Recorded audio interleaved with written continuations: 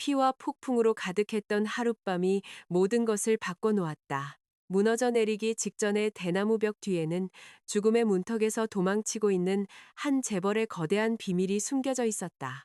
그는 이름 없는 이방인이 되기로 선택했다. 자신을 지극정성으로 돌봐주는 가난한 소녀 앞에서 기억을 잃은 척 연기하며 그 오두막에서 흐르는 매 순간은 언제 터질지 모르는 시한폭탄과도 같았다. 그는 과연 소녀에게 무엇을 숨기고 있는 것일까? 그리고 그가 버티는 것은 진정 자신의 안전을 위해서일까? 아니면 위험한 사랑의 덫에 그의 마음이 갇혀버렸기 때문일까? 이제 그들의 이야기를 끝까지 함께 따라가 보자. 그날 밤하늘은 마치 거대한 슬픔에 잠긴 듯했다. 검은 구름이 짙게 몰려와 수백만 개의 물바늘을 땅을 향해 무자비하게 쏟아냈다. 이따금씩 번개가 번쩍이며 고요한 자작나무 숲의 어둠을 눈부신 백색광으로 갈라놓았다. 뒤이어 터지는 천둥 소리는 감히 밖에 나와 있는 모든 이의 용기를 꺾어버릴 듯했다. 그 폭풍우 속에서 한 남자의 비틀거리는 그림자가 발걸음을 힘겹게 옮기고 있었다. 그의 숨은 거칠었고 불규칙하게 뛰는 심장 박동과 경쟁하듯 빨라졌다. 관자놀이에서 흘러내린 신선한 피가 차가운 빗물과 섞여 잘생겼지만 창백하게 질린 그의 얼굴에 옅은 붉은 줄을 만들었다. 그의 이름은 강민준. 몇 시간 전까지만 해도 그는 지배자였고 존경받는 거대 기업의 총수였으며 그의 모든 지시는 수천 명의 직원들에게 법과도 같았다. 하지만 오늘 밤 운명은 그의 삶을 잔인하게 뒤바꿔 놓았다. 그가 몰던 고급 세단은 이제 그가 가족이라 불렀던 사람들에 의해 자행된 브레이크 조작으로 인해 계곡 아래에서 연기를 피우는 낡은 쇠뭉치에 불과했다. 민주는 온몸, 특히 뻣뻣하게 굳은 오른쪽 다리에서 퍼져나오는 고통을 참으며 신음했다. 그는 가시돋친 덤불을 헤치며 계속 걸었고 그 과정에서 그의 값비싼 명품 재킷이 찢겨나갔다. 한 가족의 1년 생활비와 맞먹는 그 재킷은 이제 흠뻑 젖은 누더기에 지나지 않았다. 그 고통 속에서 민준의 내면은 비명을 질렀다. 그는 인간의 권력이 얼마나 허무한지 절실히 깨달았다. 산처럼 쌓아올린 재산도 안전 하나 살 수 없었고 하늘을 찌를 듯한 지위도 충성심 하나 보장해주지 못했다. 그 배신감은 지금 그를 괴롭히는 육체적 상처보다 훨씬 더 고통스러웠다. 그는 때로는 자신을 가장 넘어뜨리고 싶어 하는 사람이 바로 자신이 일어서도록 지탱해준 사람들이라는 것을 혹독한 방식으로 배우고 있었다. 민준의 시야가 흐려지기 시작했다. 차가운 냉기가 뼛속까지 파고들어 온몸을 떨게 만들었다. 그는 쉴 곳이 필요했다. 그렇지 않으면 오늘 밤이 그의 마지막 밤이 될 터였다. 멀리 바람에 흔들리는 빽빽한 나무들 사이로 희미한 불빛 하나가 보였다. 그 불빛은 작고 어두웠으며 마치 꺼져가는 희망처럼 위태로워 보였다. 하지만 민준에게 그것은 유일한 목표였다. 마지막 남은 힘을 쥐어짜 그는 그 불빛을 향해 발걸음을 옮겼다. 그곳에 다다르니 낡고 허름한 목조 오두막 한 채가 있었다. 벽은 구멍이 숭숭 뚫린 낡은 대나무로 엮여 있었고 지붕은 거센 비를 막아낼 수 있을지 의심스러운 지프로 덮여 있었다. 높은 담장도 감시 카메라도 어떠한 사치도 없이 오직 소박함만이 감돌았다. 민주는 썩어가는 나무문 앞에 도착했다. 문을 두드리고 도움을 청하고 싶었지만 그의 기력은 완전히 소진되었다. 그의 몸은 질퍽한 땅 위로 쓰러졌다. 의식이 서서히 사라져갔. 긴 휴식을 약속하는 어둠 속으로 빨려 들어갔다. 그의 눈이 완전히 감기기 전 그는 희미하게 문이 삐걱거리며 열리는 소리를 들었고 맨발의 작은 두 발이 자신에게 다가오는 것을 보았다. 윤서아는 오두막 앞에서 무언가 쿵 하고 떨어지는 소리에 깜짝 놀라 뛰어올랐다. 그 소리가 들렸을 때 그녀는 호롱불 옆에서 낡은 옷을 꿰매고 있었다. 빗소리를 이길 만큼 큰 소리였다. 망설임과 약간의 두려움 속에서 소녀는 용기를 내어 문을 열었다. 차가운 물방울을 머금은 강한 바람이 그녀의 얼굴을 때렸다. 서아의 눈은 오두막 문 앞에 무력하게 쓰러져 있는 남자를 보고 휘둥그레졌다. 세상에, 저기요. 서아는 떨리는 목소리로 불렀다. 그녀는 무릎이 더러워지는 것을 개의치 않고 그 거구의 남자 옆에 무릎을 꿇었다. 그녀는 피를 보았다. 아주 많은 피였다. 그녀의 인간적인 본능이 두려움을 압도했다. 눈앞에서 이 사람이 죽게 내버려 둘 수는 없었다. 작은 책으로 서아는 온 힘을 다해 낯선 남자를 오두막 안으로 부축하려 했었다. 무거웠다. 아주 많이 무거웠다. 하지만 연민에서 나온 힘 덕분인지 서아는 남자를 안으로 끌어들여 자신이 가진 유일한 대나무 침상 위에 눕히는 데 성공했다. 서아는 재빨리 문을 닫아 사나운 밤바람을 막았다. 그녀는 깨끗한 청과 따뜻한 물이 담긴 대야를 가져왔다. 그녀의 부드러운 손길이 남자의 얼굴에 난 상처를 닦아내기 시작했다. 그녀는 그 얼굴을 보았다. 뚜렷한 턱선과 깨끗한 피부를 가진 낯선 얼굴은 이 남자가 이 마을 출신이 아니며 심지어는 모든 것이 부족한 서아의 세계와는 다른 세상 사람임을 말해주고 있었다. 그의 옷은 찢어지고 더러워졌지만 서아의 손에 닿는 감촉은 부드러웠다. 그녀는 이 남자가 부자라는 것을 알았다. 서아가 남자의 팔에 난 상처를 헝겊 조각으로 감싸고 있을 때 남자의 눈이 서서히 뜨였다. 민주는 희미한 호롱불빛의 시력을 적응시키며 눈을 깜빡였다. 그가 처음 맡은 냄새는 값비싼 병원의 약 냄새가 아니라 젖은 흙과 낡은 나무, 그리고 은은한 라일락 향기였다. 민주는 고개를 돌려 진심 어린 걱정이 담긴 둥근 눈으로 자신을 바라보는 한 쌍의 눈과 마주쳤다. 아첨하는 눈빛도 이해타산을 따지는 눈빛도 없었. 오직 순수한 진심만이 있었다. 거짓으로 가득 찬 그의 세계에서는 오랫동안 찾아볼 수 없었던 것이었다. 정신이 드세요? 다행이다. 소녀가 부드럽게 말했다. 그녀의 목소리는 조용한 시냇물의 졸졸거리는 소리처럼 마음을 안정시켰다. 아직 많이 움직이지 마세요. 상처가 아물지 않았어요. 민주는 침묵했다. 머리가 욱신거렸지만 그의 뇌는 빠르게 상황을 분석했다. 그는 살아남았다. 외딴 곳에 있었고 이 소녀는 그가 누구인지 몰랐다. 순간 경계심이 그를 사로잡았다. 만약 자신의 정체를 밝힌다면 그의 생존 소식이 퍼져나갈지도 모른다. 적들은 분명 아직 그를 찾고 있을 것이다. 그가 살아있다는 것을 알면 그들은 이를 마무리하기 위해 찾아올 것이다. 그리고 그의 앞에 있는 이 순진한 소녀는 위험에 휘말리거나 목격자라는 이유로 더 끔찍한 일을 당할 수도 있었다. 민주는 오두막을 둘러보았다. 아주 가난했다. 방 한 구석에는 새는 지붕에서 떨어지는 빗물을 받는 양동이가 놓여 있었다. 똑똑똑. 그 물방울 소리는 구슬픈 리듬이 되었다. 만약 그가 부자라고 고백한다면 이 소녀는 보상을 요구하거나 오히려 두려워할지도 모른다. 하지만 신분을 숨긴다면 상처가 아물고 반격 계획을 세울 때까지 이곳에 숨어 있을 수 있다. 이것은 이기적인 결정이었다. 민주는 그것을 알았지만 그의 생존 본능은 이것이 유일한 방법이라고 말하고 있었다. 그는 다른 사람이 되어야 했다. CEO 강민준의 흔적을 지우고 과거가 없는 누군가가 되어야 했다. 우선 이거라도 드세요. 따뜻한 물이에요. 서아가 가장자리가 약간 녹슨 양철 컵을 내밀었다. 민주는 몸을 일으키려 했지만 머리의 통증 때문에 딱딱하고 퀴퀴한 냄새가 나는 베개 위로 다시 쓰러졌다. 서아는 재빨리 그를 도와주었다. 거친 일에 익숙해 작지만 단단한 손으로 민준의 등을 받쳐주었다. 따뜻한 물을 마신 후 민준은 서아를 뚫어지게 쳐다보았다. 이름이 뭐지? 민준이 물었다.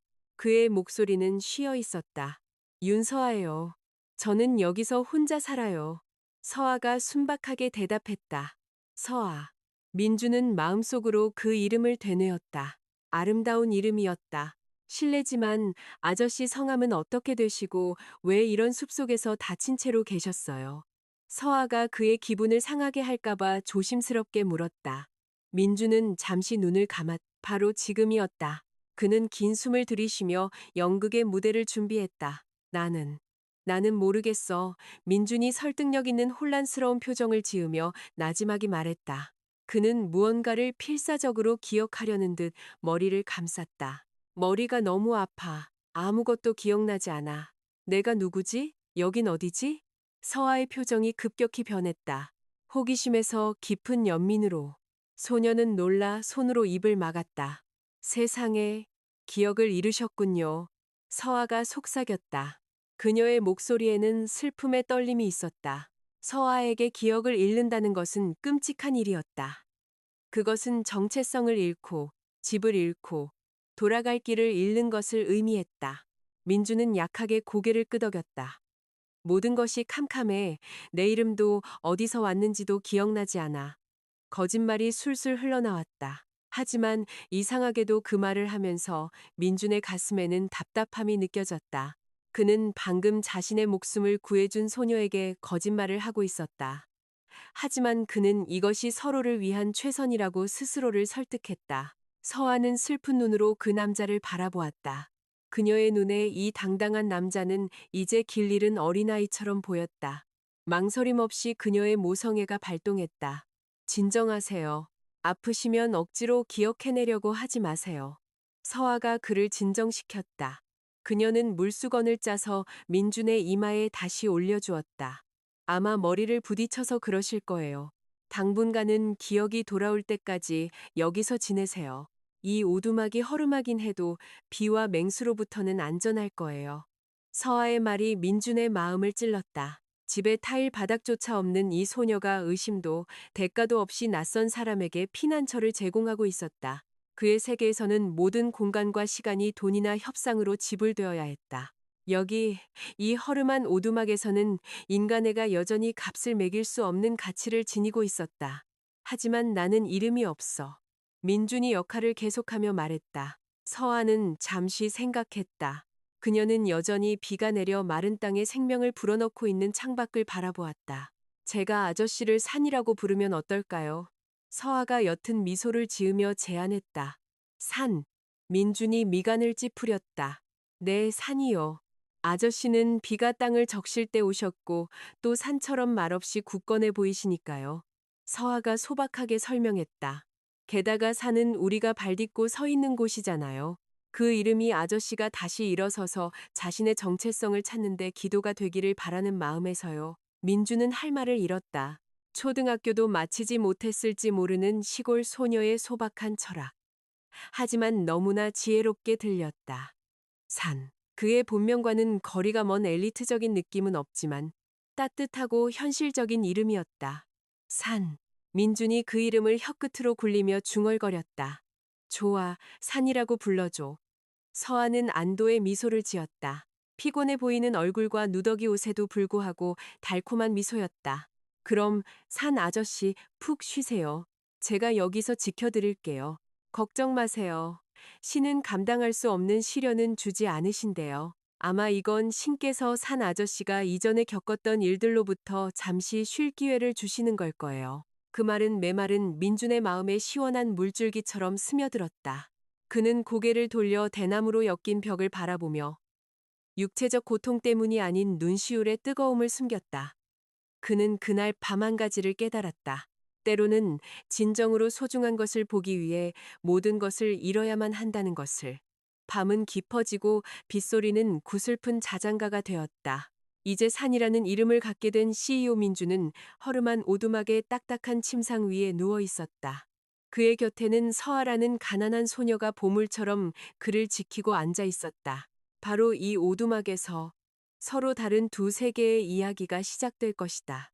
화려함이 아닌 영혼을 울리는 소박함 때문에 얽힌 마음에 대한 이야기. 그리고 민준에게 이것은 그의 삶을 영원히 바꿔놓을 달콤한 감옥의 시작이었다. 부끄러운 듯한 아침 햇살이 틈이 벌어진 대나무 벽 사이로 스며들기 시작했다. 차가운 흙바닥 위에서 춤추는 금빛 빗줄기를 만들어냈다. 멀리서 들려오는 닭 울음소리와 새들의 지저김이 어우러져 그 숲의 주민들을 깨우는 자연의 알람이 되었다. 그 허름한 오두막 안에서 민주는 서서히 눈을 떴다. 온몸의 관절이 뻣뻣하고 쑤셨다. 평소 그의 몸을 부드럽게 받쳐주던 수입산 스프링 매트리스는 이제 얇고 딱딱한 판다누스 잎 돗자리가 깔린 대나무 침상으로 바뀌어 있었다. 그가 조금만 움직일 때마다 대나무 살들이 삐걱거리며 날카로운 항의의 소리를 냈다. 민주는 잠시 침묵하며 지프로 엮인 오두막 천장을 바라보았다. 거기에는 작은 구멍 몇 개가 뚫려 있어 파란 하늘이 엿보였다. 그는 긴 한숨을 내쉬며 자신이 처한 새로운 현실을 소화하려 애썼다. 이것은 악몽이 아니었다. 이것은 현실이었다. 평소 개인 요리사가 준비한 세계 각국의 메뉴로 아침 식사를 하던 비즈니스의 제왕. 강민준이 이제는 자신의 펜트하우스 욕실보다도 작은 오두막에 좌초되어 있었다. 특유의 장작 타는 냄새가 그의 코를 간지렸다. 민준은 여전히 어지러운 머리를 붙잡고 침상 가장자리에 앉으려 애썼다. 앉은 자리에서 그는 자신이 잠든 방과 이어진 부엌을 볼 수 있었다. 벽 칸막이 없이 낡은 나무 찬장이 가상의 경계선 역할을 하고 있었다. 그곳에서 그는 서아의 작은 등을 보았다. 소녀는 새벽부터 분주했다. 흙으로 만든 아궁이에서 불씨를 불고 있는 듯했다. 피어오르는 연기에 그녀의 입에서 작은 기침 소리가 새어나왔다. 서아는 색이 바랜 낡은 저고리에 소박하게 두른 치마를 입고 있었다. 긴 머리는 되는 대로 틀어 올렸다미 밴 가느다란 목선을 드러냈다. 그 모습은 너무나 소박했다. 하지만 왠지 모르게 그녀의 모든 움직임에서 자연스러운 우아함이 뿜어져 나왔다. 좋은 아침이에요. 산 아저씨. 서아가 고개를 돌려 민준이 깨어있는 것을 발견하고는 인사를 건넸다. 그녀의 미소는 마치 아무런 삶의 무게도 없는 듯 아침 햇살처럼 환하게 피어났다. 화장기 없는 그녀의 얼굴은 상쾌해 보였다. 눈 밑에 희미한 다크서클이 있었지만 그것은 밤새 민준을 간호하느라 잠을 설친 흔적이었다. 민준은 잠시 넋을 잃었다. 어떻게 이런 비참한 곳에서 저렇게 진심으로 미소를 지을 수 있을까? 좋은 아침. 민준이 짧게 대답했다. 그의 목소리는 여전히 잠겨 있었다. 서아는 어젯밤과 같은 양철 컵에 따뜻한 물 한 잔을 들고 민준에게 서둘러 다가왔다. 따뜻한 물 먼저 드세요. 속이 편안해질 거예요. 서아가 컵을 내밀며 말했다. 민준은 그것을 받아들었다. 물은 밍밍했고 장작 연기 냄새가 났으며 약간 탁했다. 하지만 갈증이 모든 것을 이겨냈다. 그는 천천히 물을 마시며 따뜻함이 목구멍으로 퍼져나가는 것을 느꼈다. 그의 눈은 먹을 것을 찾아 방안을 훑었다. 배에서 부끄러운 항의의 소리가 나기 시작했다. 거의 24시간 동안 제대로 된 음식을 섭취하지 못했다. 민준의 뱃소리를 들은 서아는 빙그레 미소를 지었지만 그녀의 눈에는 슬픔의 빛이 스쳤다. 그녀는 부엌으로 돌아가 낡은 솥뚜껑을 열었다. 민준은 소녀의 행동 하나하나를 유심히 지켜보았다. 그는 소단을 들여다본 서아의 어깨가 약간 처지는 것을 보았다. 미안해요, 산 아저씨. 오늘 아침엔 밥을 못 먹겠어요. 서아가 나지막이 말했다. 그녀의 목소리는 몹시 미안해하는 듯했다. 쌀이 다 떨어졌어요. 시장에 팔꽃이랑 약초를 캐러 숲에 가야 해요. 점심때쯤 시장에서 돌아와서 돈을 벌면 그때 밥을 먹을 수 있을 거예요. 민준의 심장이 쿵 내려앉았다. 밥을 못 먹어서 실망한 것이 아니라 충격을 받았기 때문이었다. 쌀. 어떻게 쌀 같은 주식이 바닥날 수 있단 말인가. 그의 세계에서는 식량 창고가 항상 가득 차 있었다. 파티에서 남은 음식을 버리는 것은 흔한 일이었다. 하지만 여기서는 쌀 한 톨이 다이아몬드 한 알과 맞먹는 가치를 지닌 듯했다. 괜찮아. 민준이 아무렇지 않은 척 대답했다. 속이 쓰렸지만 나는 배고픔을 참을 수 있어. 서아는 동정심 어린 눈으로 그를 바라보았다. 그녀는 옷 속을 뒤져 차갑게 식은 작은 군고구마 하나를 꺼냈다. 어제 저녁에 남은 거예요. 이걸로 우선 배라도 채우세요. 저는 이제 가볼게요. 산 아저씨는 푹 쉬세요. 많이 움직이지 마시고요. 상처가 또 벌어질라. 서아가 민준의 손에 고구마를 쥐어주며 당부했다.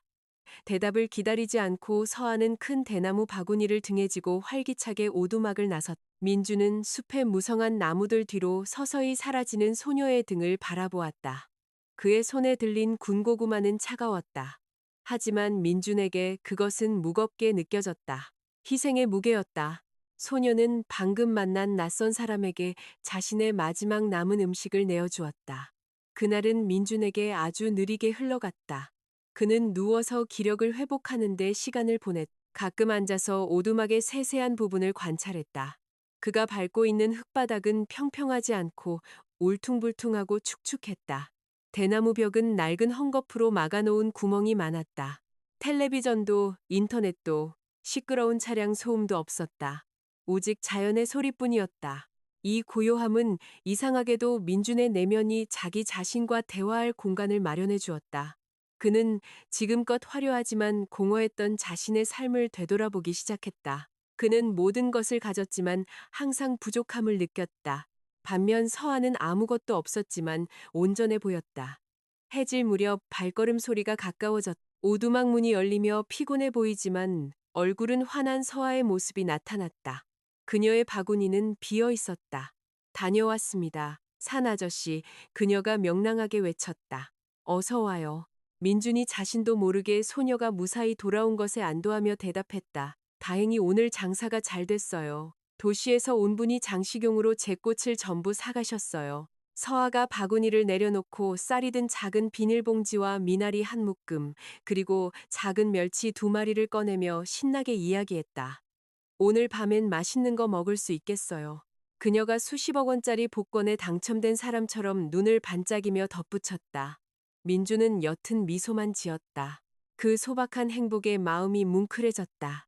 서아가 말하는 맛있는 음식은 밥과 미나리 그리고 멸치였다. 반면 민준의 맛있는 음식은 와규 스테이크와 캐비어였다. 그 차이가 그의 의식을 다시 한번 때렸다. 서아는 곧장 부엌에서 분주해졌다. 프라이팬 볶는 소리와 소박한 양념 냄새가 좁은 방을 채우기 시작했다. 마늘과 고추를 볶는 냄새가 굶주린 민준의 식욕을 자극했다. 그는 서아가 능숙하게 요리하는 모습을 지켜보았다. 조리기구는 찌그러지고 그을음으로 검게 변했지만 소녀는 작은 콧노래를 흥얼거렸다. 가사 없는 나지막한 흥얼거림이 마음을 편안하게 했다. 밤이 내려 숲을 짙은 어둠으로 감쌌다.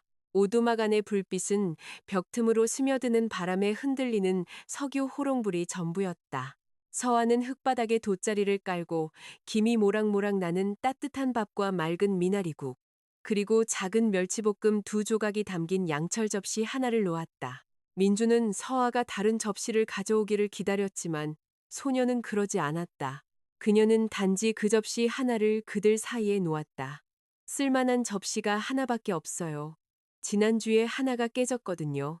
서아가 부끄럽게 웃으며 설명했다. 둘이 같이 먹어요. 한솥밥이라고 하잖아요. 그래야 복이 온대요. 민주는 할 말을 잃었다. 한솥밥. 그는 그다지 많지 않은 밥을 바라보았다. 보통 성인 1인분, 어쩌면 그보다 적을지도 모르는 양이었다. 그리고 이제 그것을 둘로 나눠야 했다. 어서 드세요. 식기 전에요. 서아가 권했다. 그들은 손으로 먹기 시작했. 은수저와 스테이크 나이프를 잡는 데 익숙했던 민주는 이제 손으로 밥을 떠먹어야 했다. 첫 숟갈이 입으로 들어갔다. 맛은 평범했다. 밥은 약간 꼬들꼬들했고 미나리는 소금과 마늘로만 간을 했다. 멸치는 딱딱했다. 하지만 그가 미소를 지으며 맛있게 먹는 서아를 보자 음식 맛이 달라졌다. 민주는 서아가 접시 가장자리의 밥만 조금 먹는 것을 알아차렸다. 소녀는 멸치 반찬을 민준 쪽으로 더 많이 밀어주었다. 왜 그렇게 조금 먹어?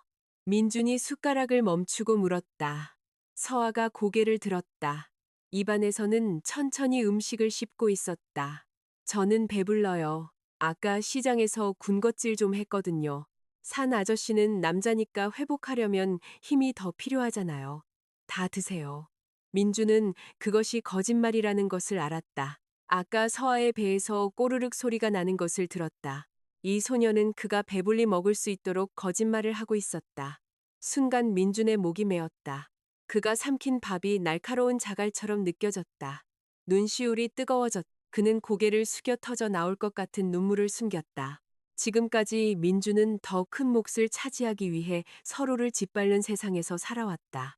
유산을 위해 형제가 적이 될 수 있고 이익을 위해 사업 파트너가 뒤에서 칼을 꽂을 수 있는 세상. 하지만 여기 무너져 내리기 직전에 이 오두막에서 한 가난한 소녀가 집만 되는 낯선 사람을 위해 기꺼이 굶주림을 참고 있었다. 먹어. 민준이 떨리는 목소리로 말했다. 그는 자신의 몫에서 밥과 멸치를 상당 부분 덜어 서아 쪽으로 밀어주었다. 네가 안 먹으면 못 먹어. 똑같이 나누자. 서아는 말없이 민준의 젖은 눈을 바라보았다. 거기에는 기억을 잃은 산의 모습이 아니라 마음이 깊이 감동한 한 영혼의 모습이 있었다. 알았어요. 서아가 부드럽게 대답했다. 그날 밤 희미한 호롱불 아래서 그들은 성스러운 침묵 속에서 한 접시에 밥을 나눠 먹었. 숟가락 부딪히는 소리는 들리지 않았고 오직 숨소리와 점점 리듬을 맞춰가는 심장 박동 소리뿐이었다. 그들이 나눈 밥 한 숟갈 한 숟갈에는 말없이 올려지는 기도가 담겨 있었다. 민주는 그날 밤 아주 소중한 것을 배웠다. 진정한 부는 금고에 얼마나 많은 금을 쌓아두었는지가 아니라 우리 자신이 부족할 때 기꺼이 나눌 수 있는 마음의 크기라는 것을. 서아의 진심은 민준의 자존심에 대한 따끔한 일침인 동시에 병든 그의 영혼을 위한 약이었다. 식사 후 서아는 더러운 접시를 치웠다. 민준은 다시 누웠지만 그의 눈은 계속해서 서아의 움직임을 좇았다. 소녀는 오두막 뒤 대나무 수로에서 세수를 하고 방 한 구석에 낡은 방석을 깔았다. 민주는 서아가 색이 바랬지만 깨끗한 잠옷을 입는 모습을 조용히 지켜보았다. 소녀는 서서 두 손을 모으고 조용히 명상을 시작했다. 그녀의 동작은 차분하고 경건했다. 마치 새는 오두막이 아닌 웅장한 궁전에서 창조주와 직접 마주하고 있는 듯했다. 길게 엎드린 그녀의 모습에서 민주는 서아의 입술에서 새어나오는 희미한 흐느낌을 들었다. 소녀는 속삭이는 목소리로 기도하고 있었다. 하지만 밤의 정적 속에서 민주는 어렴풋이 그 소리를 들을 수 있었다. 하느님, 오늘의 양식에 감사드립니다. 굶주림에서 저를 구해주셔서 감사합니다. 그리고 하느님, 산 아저씨를 낫게 해주시고 기억을 되찾게 해주세요. 만약 그를 기다리는 가족이 있다면 다시 만나게 해주세요. 그를 지켜주세요. 저는 당신께 드리는 기도 외에는 그를 지킬 아무것도 없으니까요. 민준의 눈물이 떨어져 딱딱한 베개를 적셨다. 벅차오르는 감동으로 가슴이 벅찼다. 그 기도는 진심으로 그를 위한 것이었다. 서아는 불을 구하지도 새 집을 구하지도 않았다. 그녀는 민준의 회복을 빌었다. 민준의 기억이 돌아오면 민준이 서아를 떠날 것이라는 의미임에도 불구하고 하지만 소녀는 여전히 그를 위해 기도했다. 민준은 자신이 너무나 작게 느껴졌다. 서아의 풍요로운 마음 앞에서 그는 세상에서 가장 가난한 사람이 된 기분이었다. 그는 눈을 감고 죄책감과 경외감이 뒤섞여 이전에 느껴보지 못했던 새로운 감정으로 변하는 것을 내버려 두었다. 지키고 싶은 감정, 행복하게 해주고 싶은 감정. 밤은 깊어지고 비가 다시 부슬부슬 내리기 시작했다. 집 지붕 위로 성스러운 리듬을 만들어냈다. 민주는 마음속으로 맹세했다. 서아가 기도 속에서 부른 하느님의 이름으로 다시는 저 소녀의 뺨에 슬픔의 눈물이 흐르게 하지 않으리라. 이 순간부터 비록 아무것도 없는 산인 척해야 하지만 그는 서아를 위한 보호자가 되기 위해 모든 것을 할 것이다. 설령 그것이 나중에 자신의 세계와 맞서는 것을 의미한다 할지라도. 민준이 오두막에 온 지 사흘이 지났다. 관자놀이의 상처는 아물기 시작했고 붉은 긁힌 자국은 서서히 희미해졌다. 뻣뻣했던 다리는 이제 훨씬 자유롭게 움직일 수 있게 되었다.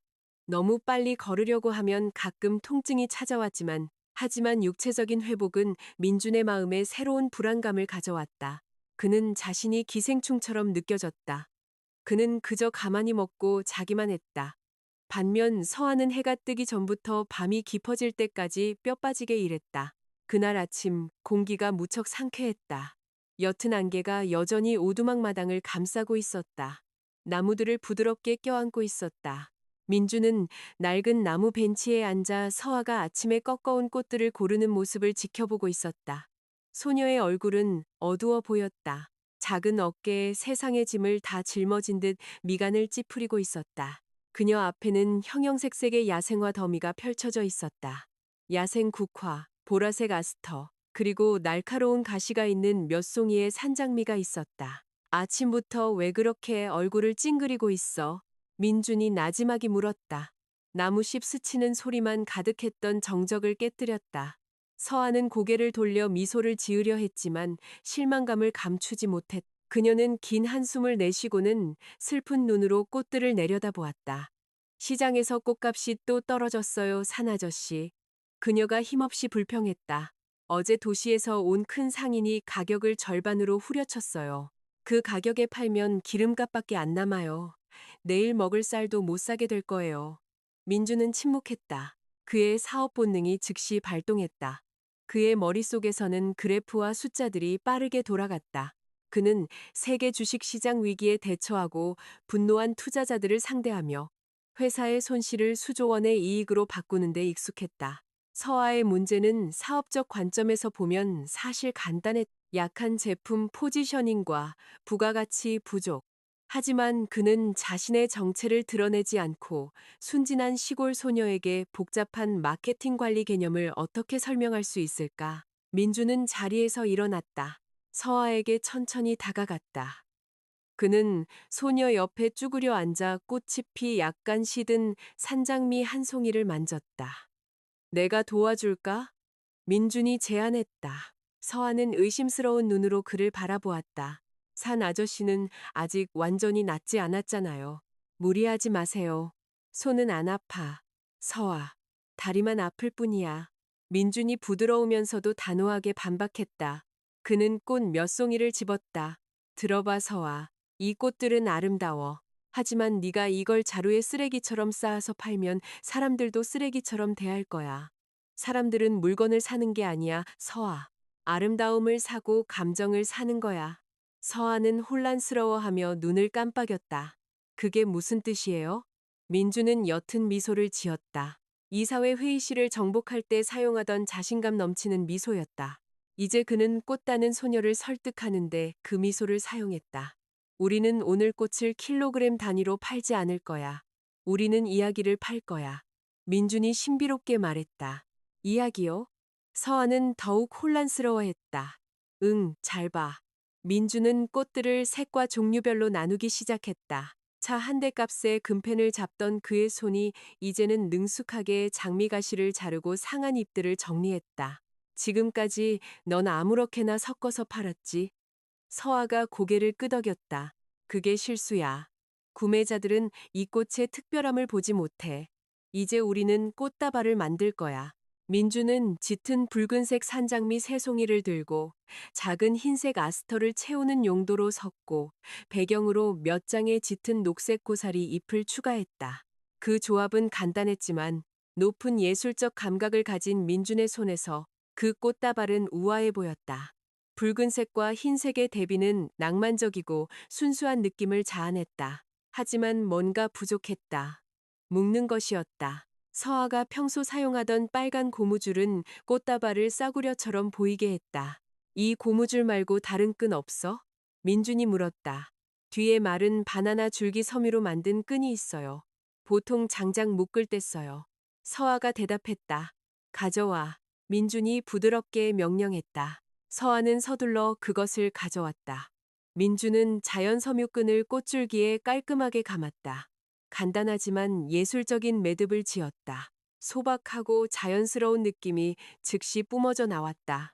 평범해 보였던 꽃이 이제는 수도의 부티크 꽃집에서 비싸게 팔리는 빈티지 부케처럼 보였다. 서아는 입을 딱 벌리고 눈을 반짝이며 감탄했다. 그녀는 두 손으로 입을 가렸다. 마치 자신이 본 것을 믿을 수 없다는 듯이.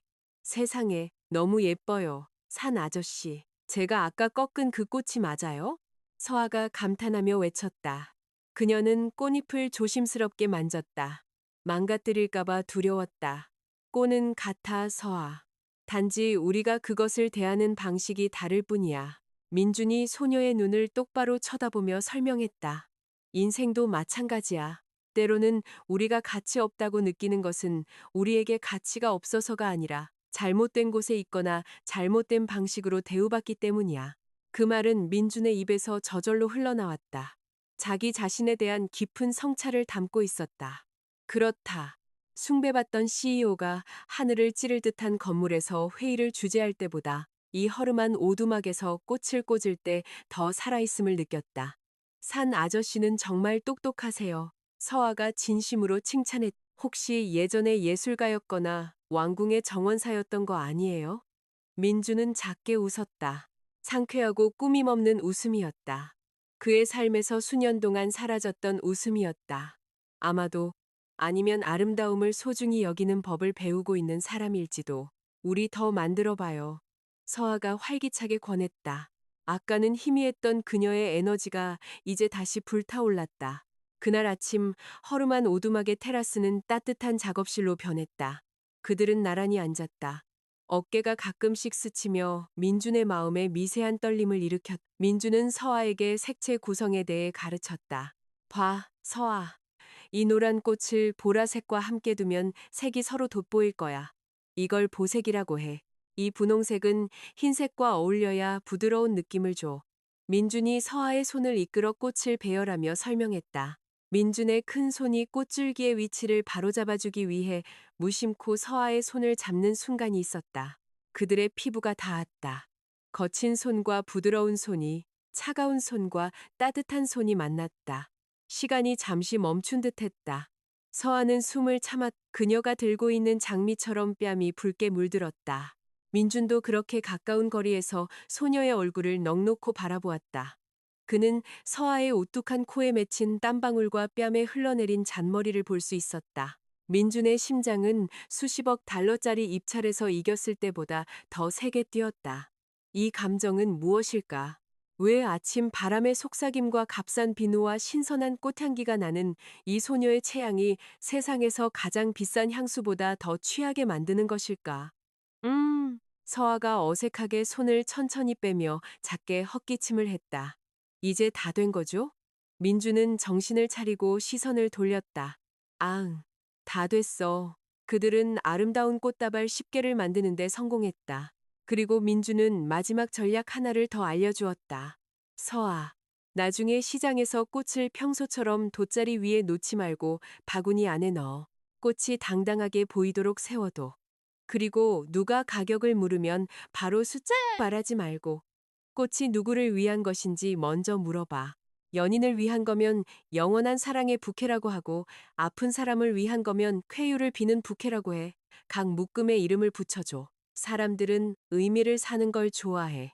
서아는 산의 모든 말을 진지하게 받아들이며 고개를 끄덕였다. 그녀는 위대한 스승의 가르침을 듣는 제자가 된 기분이었다. 네, 산 아저씨. 한번 해볼게요. 서아가 굳은 결심으로 말했다. 점심 무렵 서아는 가벼운 발걸음으로 시장으로 떠났다. 민주는 복잡한 심정으로 그녀가 떠나는 모습을 바라보았다. 도와줄 수 있다는 자부심도 있었지만 걱정도 되었다. 그의 전략이 거친 전통 시장에서 통할까? 시간은 흐르고 흘렀다. 민주는 초조하게 기다렸다. 그는 좁은 오두막 안을 왔다 갔다 했다. 돌멩이로 흔들리는 탁자 다리를 고치며 분주하게 움직이려 했지만 그의 생각은 온통 서아에게 쏠려 있었다. 오후가 되자 길가에서 시끌벅적한 소리가 들려왔다. 산 아저씨, 산 아저씨. 그것은 서아의 목소리였다. 민주는 서둘러 밖으로 나갔다. 그는 서아가 자신을 향해 작은 걸음으로 달려오는 것을 보았다. 그녀의 얼굴은 환하게 빛나고 있었다. 그녀의 미소는 눈이 초승달 모양으로 휘어질 정도로 넓었다. 그녀의 바구니는 텅 비어 있었다. 서아는 숨을 헐떡이며 테라스에 도착했지만 그녀의 얼굴은 눈부신 행복으로 빛나고 있었다. 예고도 없이 소녀는 민준의 손을 잡고 기쁨에 겨워 흔들었다. 다 팔렸어요. 다 팔려서 심지어 서로 사려고 다퉜어요. 서아가 너무 기뻐서 거의 비명을 지르듯 외쳤다. 정말?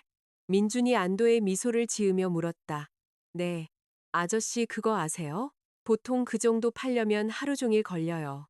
그것도 가격을 엄청 깎아서요.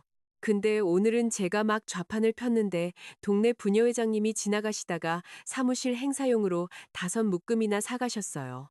꽃이 독특하고 고급스럽대요. 그리고 어떤 젊은 남자는 여자친구 주려고 샀는데 제가 마음을 사로잡는 부케라고 했거든요. 가격을 3배나 올렸는데도 깎지도 않더라고요. 서아는 활짝 웃었다. 그리고 낡은 천 가방을 열었다. 그녀는 평소보다 훨씬 많은 지폐를 꺼냈다.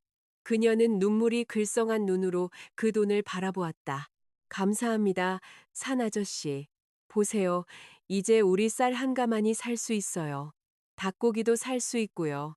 아저씨 상처에 바를 좋은 약도 살 수 있어요. 민주는 할 말을 잃었다. 그 소녀. 돈이 더 생겼을 때 가장 먼저 생각한 것이 민준을 위한 약을 사는 것이었다. 새 옷이나 자신을 위한 즐거움이 아니라 고마워요, 산 아저씨. 이 모든 게 아저씨의 천재적인 아이디어 덕분이에요. 서아가 진심으로 말했다. 갑자기 소녀는 예상치 못한 행동을 했다. 너무 기쁜 나머지 그녀는 민준을 짧게 안았. 빠르고 어색하고 정중한 포옹이었지만, 하지만 민준에게 그 효과는 수천 볼트의 전기 충격과도 같았다. 서아는 자신의 대담함을 깨닫고 즉시 포옹을 풀었. 죄송해요. 제가 너무 기뻐서. 민주는 여전히 굳어 있었고 뻣뻣했던 몸이 서서히 풀렸다. 그는 이제 어쩔 줄 몰라 하는 서아를 바라보았다. 괜찮아, 서아. 민준이 부드럽게 말했다. 네가 행복해하는 모습을 보니 나도 마음속으로 민주는 죄를 고백했다. CEO로 일하면서 그는 이 마을 전체를 살 수 있는 액수의 연간 보너스를 자주 받았다. 하지만 그의 은행 계좌 잔고에 0이 하나 더 늘어날 때의 행복은 오늘 꽃을 팔아본 돈을 들고 있는 서아의 반짝이는 눈을 볼 때의 행복과 비교할 수 없었다. 오래된 속담이 정말 맞았다. 그는 늘 무시했지만 행복은 소박하다. 인간이 그것을 복잡하게 만들 뿐이다. 오늘 그들이 만든 상상의 꽃밭에서 민주는 단지 사업 전략을 심은 것이 아니었다. 그는 그의 마음 깊숙한 곳에 강하게 뿌리내리기 시작한 사랑의 씨앗을 심고 있었다. 그는 더 이상 강민준으로 돌아가고 싶지 않다는 것을 깨달았다. 그는 영원히 산 이 소박한 소녀에게 사랑받는 아마추어 꽃꽂이 전문가가 되고 싶었다. 하지만 과거의 그림자는 그를 영원히 평온하게 내버려 두지 않을 것이다. 그 행복 뒤에서 민주는 조만간 현실이 찾아와 대가를 요구할 것이라는 것을 알고 있었다. 그리고 그 순간이 오면 서아의 미소는 여전히 그를 향해 피어날 수 있을까? 그날 아침 마을 공기는 평소와 달랐다. 태양은 그 아래 있는 모든 이의 열정을 불태울 듯이 뜨겁게 내리쬐었다. 서아에게 오늘은 중요한 날이었다. 민준이 가르쳐준 이야기가 있는 꽃다발 전략을 실행한 지 일주일. 꽃 수요는 급증했다. 서아는 더 이상 무시당하는 길가의 꽃 파는 소녀가 아니었다. 이제 그녀는 사람들이 찾는 존재가 되었다. 사람들은 서아의 꽃가게를 알기 시작했다. 시장 한 구석에 차려진 소박한 좌판이었지만 값비싼 꽃집에서는 찾을 수 없는 아름다움을 선사했. 민주는 오두막 문턱에서 서아의 분주한 모습을 지켜보았다. 소녀는 예쁘게 포장된 꽃이 가득한 큰 바구니 3개를 정리하고 있었다. 옥수수 알만 한 땀방울이 관자놀이를 따라 흘러내렸지만 미소는 입가에서 떠나지 않았다. 작은 어깨가 짊어져야 할 무거운 짐을 보며 민준의 마음이 움직였다. 그의 다리는 훨씬 나아졌다. 아직 빨리 뛸 수는 없었지만 정상적으로 걸을 수 있었다. 오늘 시장에 같이 갈게. 민준이 갑자기 말하자 신발끈을 묶고 있던 서아가 깜짝 놀라 뛰어올랐다. 서아는 고개를 돌려 눈을 동그랗게 떴다. 안 돼요. 산 아저씨. 시장은 사람 많고 먼지 많고 시끄러워요. 아저씨는 아직 완전히 회복되지 않았잖아요. 어지러우면 어떡해요? 여기서 그냥 쉬세요. 하루 종일 이 대나무 벽만 쳐다보는 거 지겨워. 서아. 민준이 다가가 가장 무거운 꽃바구니 2개를 쉽게 들어 올리며 반박했다. 그의 팔 근육이 서아의 돌아가신 아버지가 남긴 낡은 셔츠 아래에서 팽팽하게 긴장했다. 게다가 내 여자, 내 친구가 이렇게 무거운 짐을 혼자 들고 가는데 내가 집에서 편히 쉬고만 있을 수는 없지. 남자로서 자존심이 있지. 서아는 그 말을 듣고 얼굴을 붉혔다. 구릿빛 뺨에 연분 홍빛 홍조가 번졌다. 그녀는 반박할 수 없었다. 오늘 시장 가는 길에 혼자가 아니라는 생각에 마음속에 안정감이 퍼져나갔다.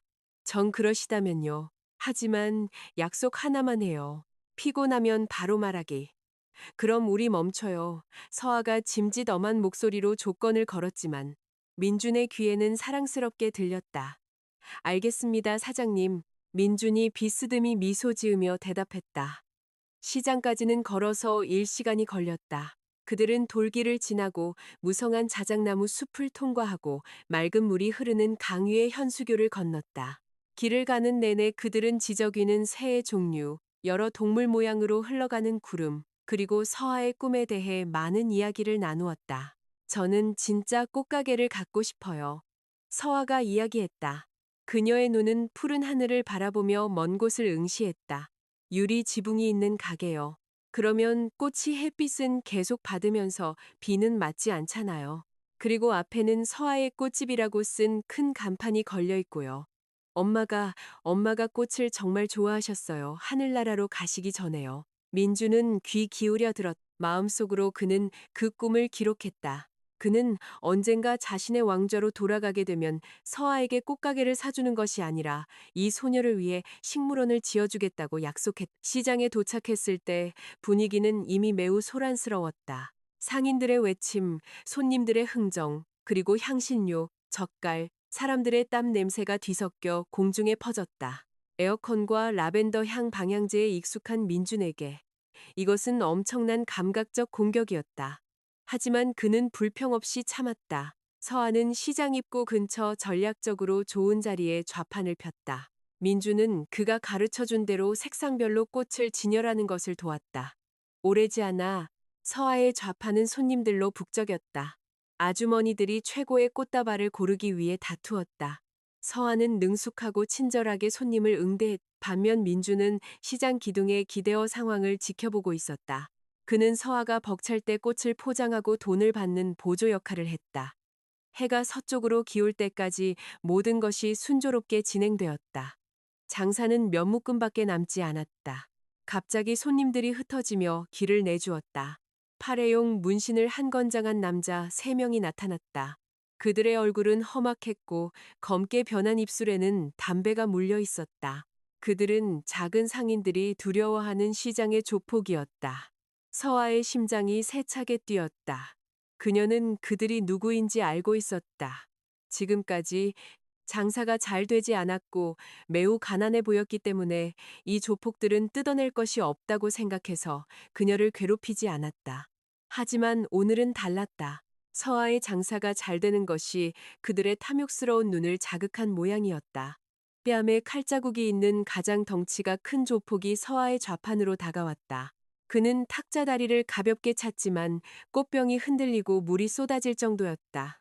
와, 와, 와. 장사 잘 되네, 서아 아가씨. 조폭이 일부러 친근하게 꾸민 하지만 위협이 가득한 쉬어 빠진 목소리로 말했다. 그는 담배 연기를 일부러 서아의 얼굴에 뿜었다. 서아는 기침하며 한 걸음 물러섰다. 그녀의 손은 오늘 번 돈이든 작은 천지갑을 쥔 채 떨리고 있었다. 네, 네. 덕분에요. 덕분이라니. 덕분이지. 말은 체격이지만 눈빛이 사나운 두 번째 조폭이 거들었다. 근데 서아 아가씨, 여기 규칙을 잊었나? 장사 잘하려면 자릿세는 내야지. 특히 이제 성공한 상인이 됐는데 시장 지키느라 고생하는 오빠들한테 좀 나눠줘야지. 하지만 오늘 겨우 조금 벌었어요. 쌀이랑 약살 돈이에요. 서아가 겁에 질려 중얼거렸다. 그녀의 얼굴은 창백해졌다. 그녀는 지갑을 가슴에 꼭 껴안았다. 에이, 쫀쫀하게 굴지 마. 세 번째 조폭이 탁자를 치며 소리쳤다. 몇 송이의 장미가 땅에 떨어져 그의 더러운 부츠에 짓밟렸다. 여기 수입 절반 내놔. 아니면 내일 이 좌판 불태우고 다시는 여기서 장사 못하게 할 줄 알아. 주위 사람들은 안타까운 눈으로 지켜보았지만 두려워서 아무도 도와주지 못했다. 그들은 이 무리의 잔인함을 알고 있었다. 서아는 궁지에 몰렸 눈물이 고이기 시작했다. 그녀는 작고 무력하게 느껴졌다. 그녀는 자신의 안전을 위해 땀의 결실을 포기하고 돈을 내놓을 준비를 했다. 하지만 조폭의 거친 손이 서아의 지갑을 낚아채기 전 강하고 단단한 손이 공중에서 조폭의 손목을 낚아챘다. 그 소나기는 강철로 만들어진 것처럼 강하고 정확하며 치명적이었다. 그 더러운 손 치워. 그 목소리는 낮고 차분했지만 뼛속까지 파고드는 냉기가 있었다. 모든 시선이 그 손의 주인, 민준에게 쏠렸다. 그는 더 이상 기둥에 편안하게 기대어 있지 않았다. 그의 자세는 완벽하게 곧았고 어깨는 떡 벌어졌으며 턱은 오만하게 치켜들려 있었다. 평소 서아를 볼 때 따뜻했던 그의 눈빛은 이제 자신의 영역을 침범한 먹잇감을 노려보는 최상위 포식자의 눈빛으로 변해 있었다. 문신을 한 조폭은 고통에 신음하며 손을 빼내려 했지만 소용없었다. 야, 너 뭐야? 영웅이라도 되려고? 안 놔? 여기서 죽고 싶어? 민주는 꿈쩍도 하지 않았다. 그는 오히려 소나기를 더욱 조여 조폭이 억눌린 비명을 지르게 만들었다. 민주는 얼굴을 약간 가까이 대고 눈도 깜빡이지 않고 조폭의 눈을 똑바로 쳐다보았다. 그를 무너뜨리려는 사업 경쟁자들을 위협할 때 사용하던 리더십의 아우라가 이제 완전히 드러났다. 단 한 번의 서명으로 수백 명을 해고하던 CEO의 아우라. 잘 들어. 민준이 천천히 말했다. 모든 단어는 위험 있는 억양으로 강조되었다. 너희들은 소리 좀 지르고 책상 좀 칠 줄 안다고 이 바닥의 왕이라도 된 줄 아나? 한심하군. 너희들은 약한 사람들의 두려움을 먹고 사는 기생충에 불과해. 이 자식이 두 번째와 세 번째 조폭이 달려들려 했다. 민주는 첫 번째 조폭의 손을 거칠게 뿌리쳐 그가 비틀거리며 물러나게 했다. 그리고 그는 다른 두 조폭을 향해 재빨리 고개를 돌렸다. 그의 시선은 너무나 날카롭고 치명적이어서 그들의 발걸음이 즉시 멈췄다. 그것은 평범한 사람의 시선이 아니었다. 그것은 파멸을 본 적이 있고 새로운 파멸을 만드는 것을 두려워하지 않는 사람의 시선이었다. 한 발짝만 더 다가오면 평생 후회하게 만들어주지. 민준이 위협했다. 그의 목소리는 크지도 소리치지도 않았지만 끔찍한 확신을 담고 있었다. 나는 법이 어떻게 돌아가는지 안다. 너희 같은 놈들을 아무도 신경 쓰지 않는 감방에서 썩게 만들거나 더 나쁘게는 흔적도 없이 사라지게 만드는 방법을 안다. 마지막 문장은 허세였지만 무한한 인맥을 가진 재벌의 확신을 담아 전달되었다. 조폭들은 망설였. 그들은 근육만 믿고 사는 동네 건달이었다. 이렇게 짙은 권력의 아우라를 가진 사람과 마주한 적은 없었다. 그들의 거리의 본능이 위험 신호를 보냈다. 그들 앞에 있는 이 남자는 평범한 짐꾼이 아니었다. 그는 위험했다. 분위기는 숨막히게 조용했다. 서한은 입을 딱 벌리고 민준의 등을 바라보았다. 그녀는 이 모습을 알아보지 못했다. 부드럽고 꽃꽂이를 좋아하던 산은 어디에 있는가? 그녀 앞에 있는 모습은 반항하는 백성을 벌하는 왕처럼 보였다. 칼자국이 있는 조폭은 붉어진 손목을 부여잡았다. 그는 두려움을 감추려는 듯 땅에 침을 뱉었다. 두고 보자. 이번엔 그냥 가지만 내 얼굴 기억해둬. 가자. 그들 셋은 서둘러 떠났다. 욕설을 퍼부으며 시장을 떠났지만 감히 뒤돌아보지는 못했다. 다른 상인들은 경외와 두려움이 섞인 시선으로 민준을 바라보았다. 민준은 긴 한숨을 내쉬고 어두운 기운을 천천히 걷어내며 서아를 향해 돌아섰다. 즉시 그의 날카로운 시선이 다시 부드러워졌다. 그는 여전히 제자리에서 떨고 있는 서아를 보았다. 괜찮아? 민준이 부드럽게 물었다. 그의 손이 서아의 어깨를 만지려 뻗어졌다. 하지만 서아는 한 걸음 물러섰다. 그녀의 눈에는 두려움이 있었다. 방금 전 조폭들에 대한 두려움이 아니라 방금 목격한 민준의 낯선 모습에 대한 두려움이었다. 서아. 민준이 다시 불렀다. 그의 목소리에는 걱정이 가득했다. 도대체 누구세요, 산아저씨? 서아가 나지막이 속삭였다. 다시 시끄러워지기 시작한 시장의 소란 속에서 거의 들리지 않을 정도였다. 그 질문은 민준의 가슴을 물리적인 타격보다 더 세게 쳤다. 그는 자신의 가면이 깨졌다는 것을 깨달았다. 그는 너무 멀리 나갔다. 하지만 그는 조폭들이 서아를 해치게 내버려 둘 수 없었다. 집에 가서 얘기하자. 지금은 돌아가자. 여긴 안전하지 않아. 민준이 단호하면서도 부드럽게 권했다. 그는 남은 물건들을 재빨리 정리해서 바구니에 담고 서아에게 빨리 떠나자고 신호를 보냈다. 집으로 돌아가는 길은 올 때보다 훨씬 더 조용했다. 해는 이미 서쪽 지평선 너머로 기울어 핏빛으로 물든 저녁 하늘을 만들었다. 더 이상 새나 구름에 대한 이야기는 없었다. 오직 마른 나무십과 부딪히는 그들의 발소리뿐이었다. 민주는 앞서 걸었다. 가끔씩 뒤돌아보며 서아가 잘 따라오고 있는지 확인했다. 서아는 고개를 숙이고 걸었다. 그녀의 마음은 복잡했다. 그녀는 산에 대한 퍼즐 조각들을 맞춰보려고 애썼다. 그의 정돈된 말솜씨, 장사 전략에 대한 지식, 부드러운 손, 그리고 방금 보여준 엄청난 용기와 위험. 그것들은 모두 기억을 잃은 평범한 사람의 특징이 아니었다. 오두막에 도착했을 때는 이미 밤이었다. 민주는 호롱불을 켰다. 주황색 불빛이 좁은 방을 비추며 벽에 긴 그림자를 만들었다. 서아는 침상 가장자리에 앉았고 민주는 맞은편 나무 의자에 앉았다. 아저씨. 서아가 침묵을 깼다. 그녀는 민준의 눈을 똑바로 쳐다보았다. 소녀의 시선은 더 이상 평소처럼 순진하지 않았다. 이제 거기에는 정직함을 요구하는 눈빛이 있었다. 아까 그건 평범한 사람의 용기가 아니었어요. 기억을 잃고 자신의 정체성에 혼란스러워하는 사람은 그렇게 날카로운 눈빛을 가질 수 없어요. 법과 감옥에 대해 그렇게 확신에 차서 말할 수도 없고요. 산 아저씨, 도대체 누구세요? 민준의 심장이 뛰었다. 그는 갈림길에 서 있었. 한편으로는 마음속으로 나는 강민준이다. 나는 부유한 CEO다.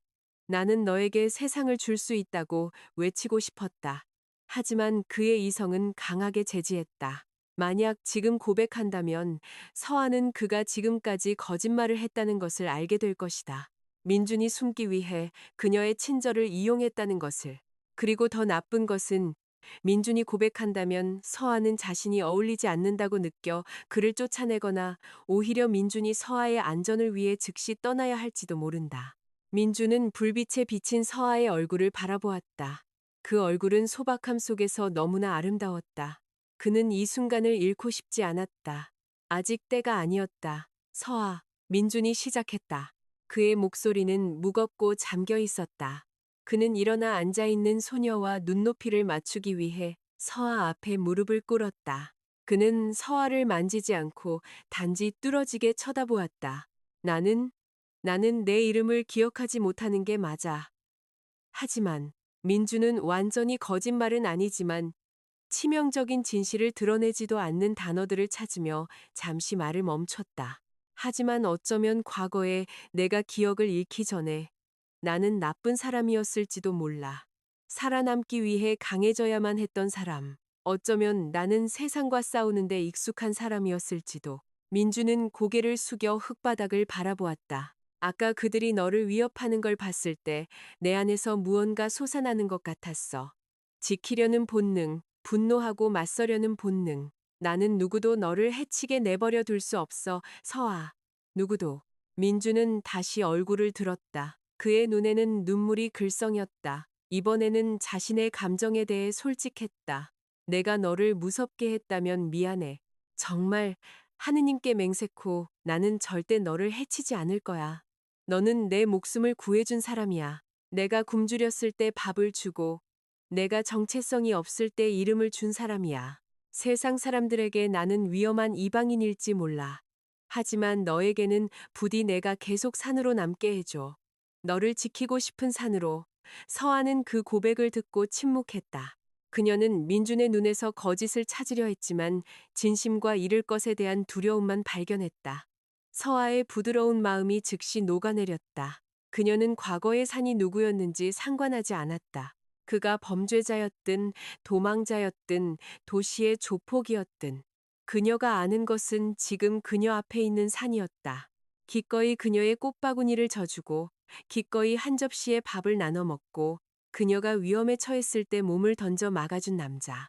서서히 서아의 손이 뻗어 민준의 찌푸린 이마를 만졌다. 마치 그곳에 짐을 덜어주려는 듯이. 알았어요, 산 아저씨. 서아가 부드럽게 말했다. 그녀의 뺨 위로 눈물이 흘러내렸다. 과거의 아저씨가 누구였든 그건 아저씨와 하느님의 문제예요. 하지만 이 오두막에서 아저씨는 제 친구고 형제고 보호자예요. 아까 저를 지켜줘서 고마워요. 민주는 눈을 감고 거친 서아의 손길을 이마에서 가장 아름다운 선물처럼 느꼈다. 그는 오늘 밤의 신문에서 살아남았다. 하지만 죄책감은 그의 마음속에 더욱 깊이 뿌리내렸다. 그는 거짓의 기반 위에 사랑의 궁전을 짓고 있었다.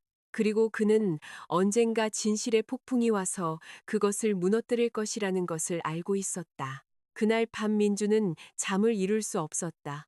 그는 오두막 테라스에 앉아 별 없는 어두운 하늘을 바라보았다. 그는 자신의 은신처가 영원히 안전하지 않을 것이라는 것을 깨달았다. 그 조폭들은 분명히 말할 것이다. 악마의 눈을 가진 짐꾼에 대한 소문이 퍼질 것이다. 그리고 만약 그의 적들의 귀에 들어간다면 이 작은 천국에서의 민준의 시간은 얼마 남지 않았다. 그는 결정을 내려야 했다. 남아서 서아를 위험에 빠뜨리거나 떠나서 자신의 마음을 부수거나 정적 속에서 민주는 밤바람에 속삭였다. 하느님, 만약 제가 선택할 수 있다면 제 모든 재산을 가져가시고 저를 그녀와 함께 여기에 머물게 해주세요. 하지만 운명은 언제나 그렇듯 흥정할 수 없는 계획을 가지고 있었다. 시장에서의 사건 이후 이틀이 지났고 허름한 오두막의 분위기는 조금 달라져 있었다. 서아는 평소처럼 행동하려 애썼지만 민주는 공중에 떠 있는 어색함을 느낄 수 있었다. 소녀는 더 이상 민준의 과거에 대해 묻지 않았지만 그녀의 눈은 종종 질문이 가득한 시선으로 훔쳐보았다. 민주는 서아가 사내 감정을 지켜주기 위해 호기심을 억누르고 있다는 것을 알았다. 소녀의 진심이 다시 한번 민준의 마음을 쥐어짜는 듯했다. 서아는 자신과 함께 사는 이 남자가 큰 비밀을 간직하고 있다는 논리의 외침을 무시하고 눈앞에 있는 것을 믿기로 선택했다. 그날 오후 하늘은 짙은 회색빛이었다. 바람은 평소보다 강하게 불었다. 곧 내릴 비의 냄새를 실어왔다. 민준이 뒷마당에서 장작을 패고 있을 때 그의 눈초리는 오두막에서 약 200m 떨어진 마을길에서 낯선 움직임을 포착했다. 번쩍이는 검은색 SUV 한 대가 먼지 나는 흙길을 가르며 천천히 달리고 있었다. 차 유리는 어두웠다. 하지만 민준의 본능은 즉시 경계하라고 소리쳤다. 그것은 마을 주민의 차가 아니었다. 이 외딴 마을에는 그렇게 호화로운 차량을 가진 사람이 없었다. 민준의 심장이 세차게 뛰며 온몸에 아드레날린을 펌프질했다. 그는 즉시 장작 더미 뒤에 숨어 자작나무 줄기 틈새로 엿보았다. 차는 마을 초소 근처에서 잠시 멈췄다. 창문이 약간 내려갔다. 민주는 눈을 가늘게 뜨고 안에 누가 있는지 보려고 애썼다. 거리가 꽤 멀었지만 민주는 조수석에 앉은 남자의 실루엣을 알아볼 수 있었다. 그것은 그의 사업 경쟁자의 오른팔이었다. 그날 밤 그의 차를 조작했던 바로 그 사람이었다. 민준의 피가 차갑게 식었다. 그들이 여기까지 왔다. 아무래셔도 어제 시장에서의 사건이 소문을 촉발시킨 모양이었다. 시장의 조폭을 이긴 짐꾼 영웅에 대한 이야기가 널리 퍼져 적의 정보원 귀에까지 들어간 것이 틀림없었다. 민주는 주먹을 꽉 쥐어 손가락 마디가 하얗게 변했다. 그는 부주의했다.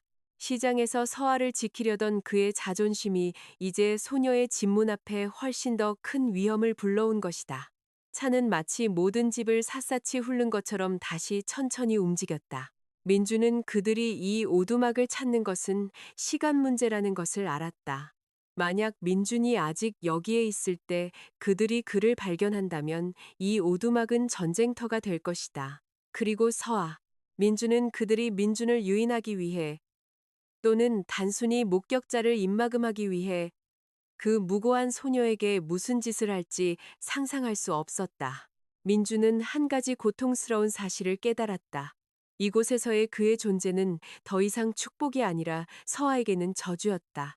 그는 자신이 가장 사랑하는 소녀의 품에서 똑딱거리는 시한폭탄과도 같았다.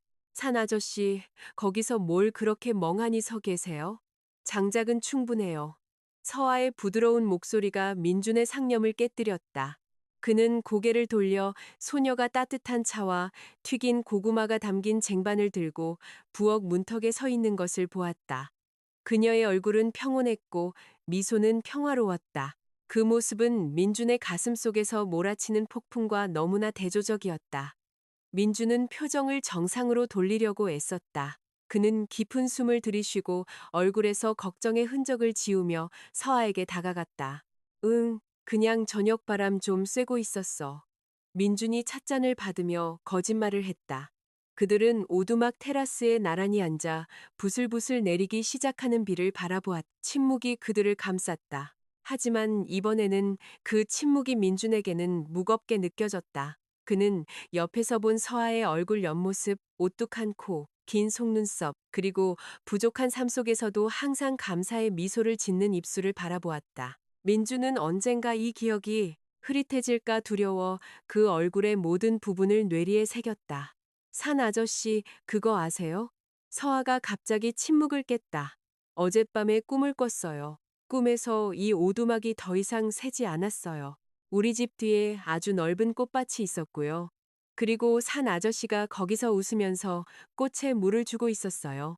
너무나 현실 같았어요. 그래서 생각했어요.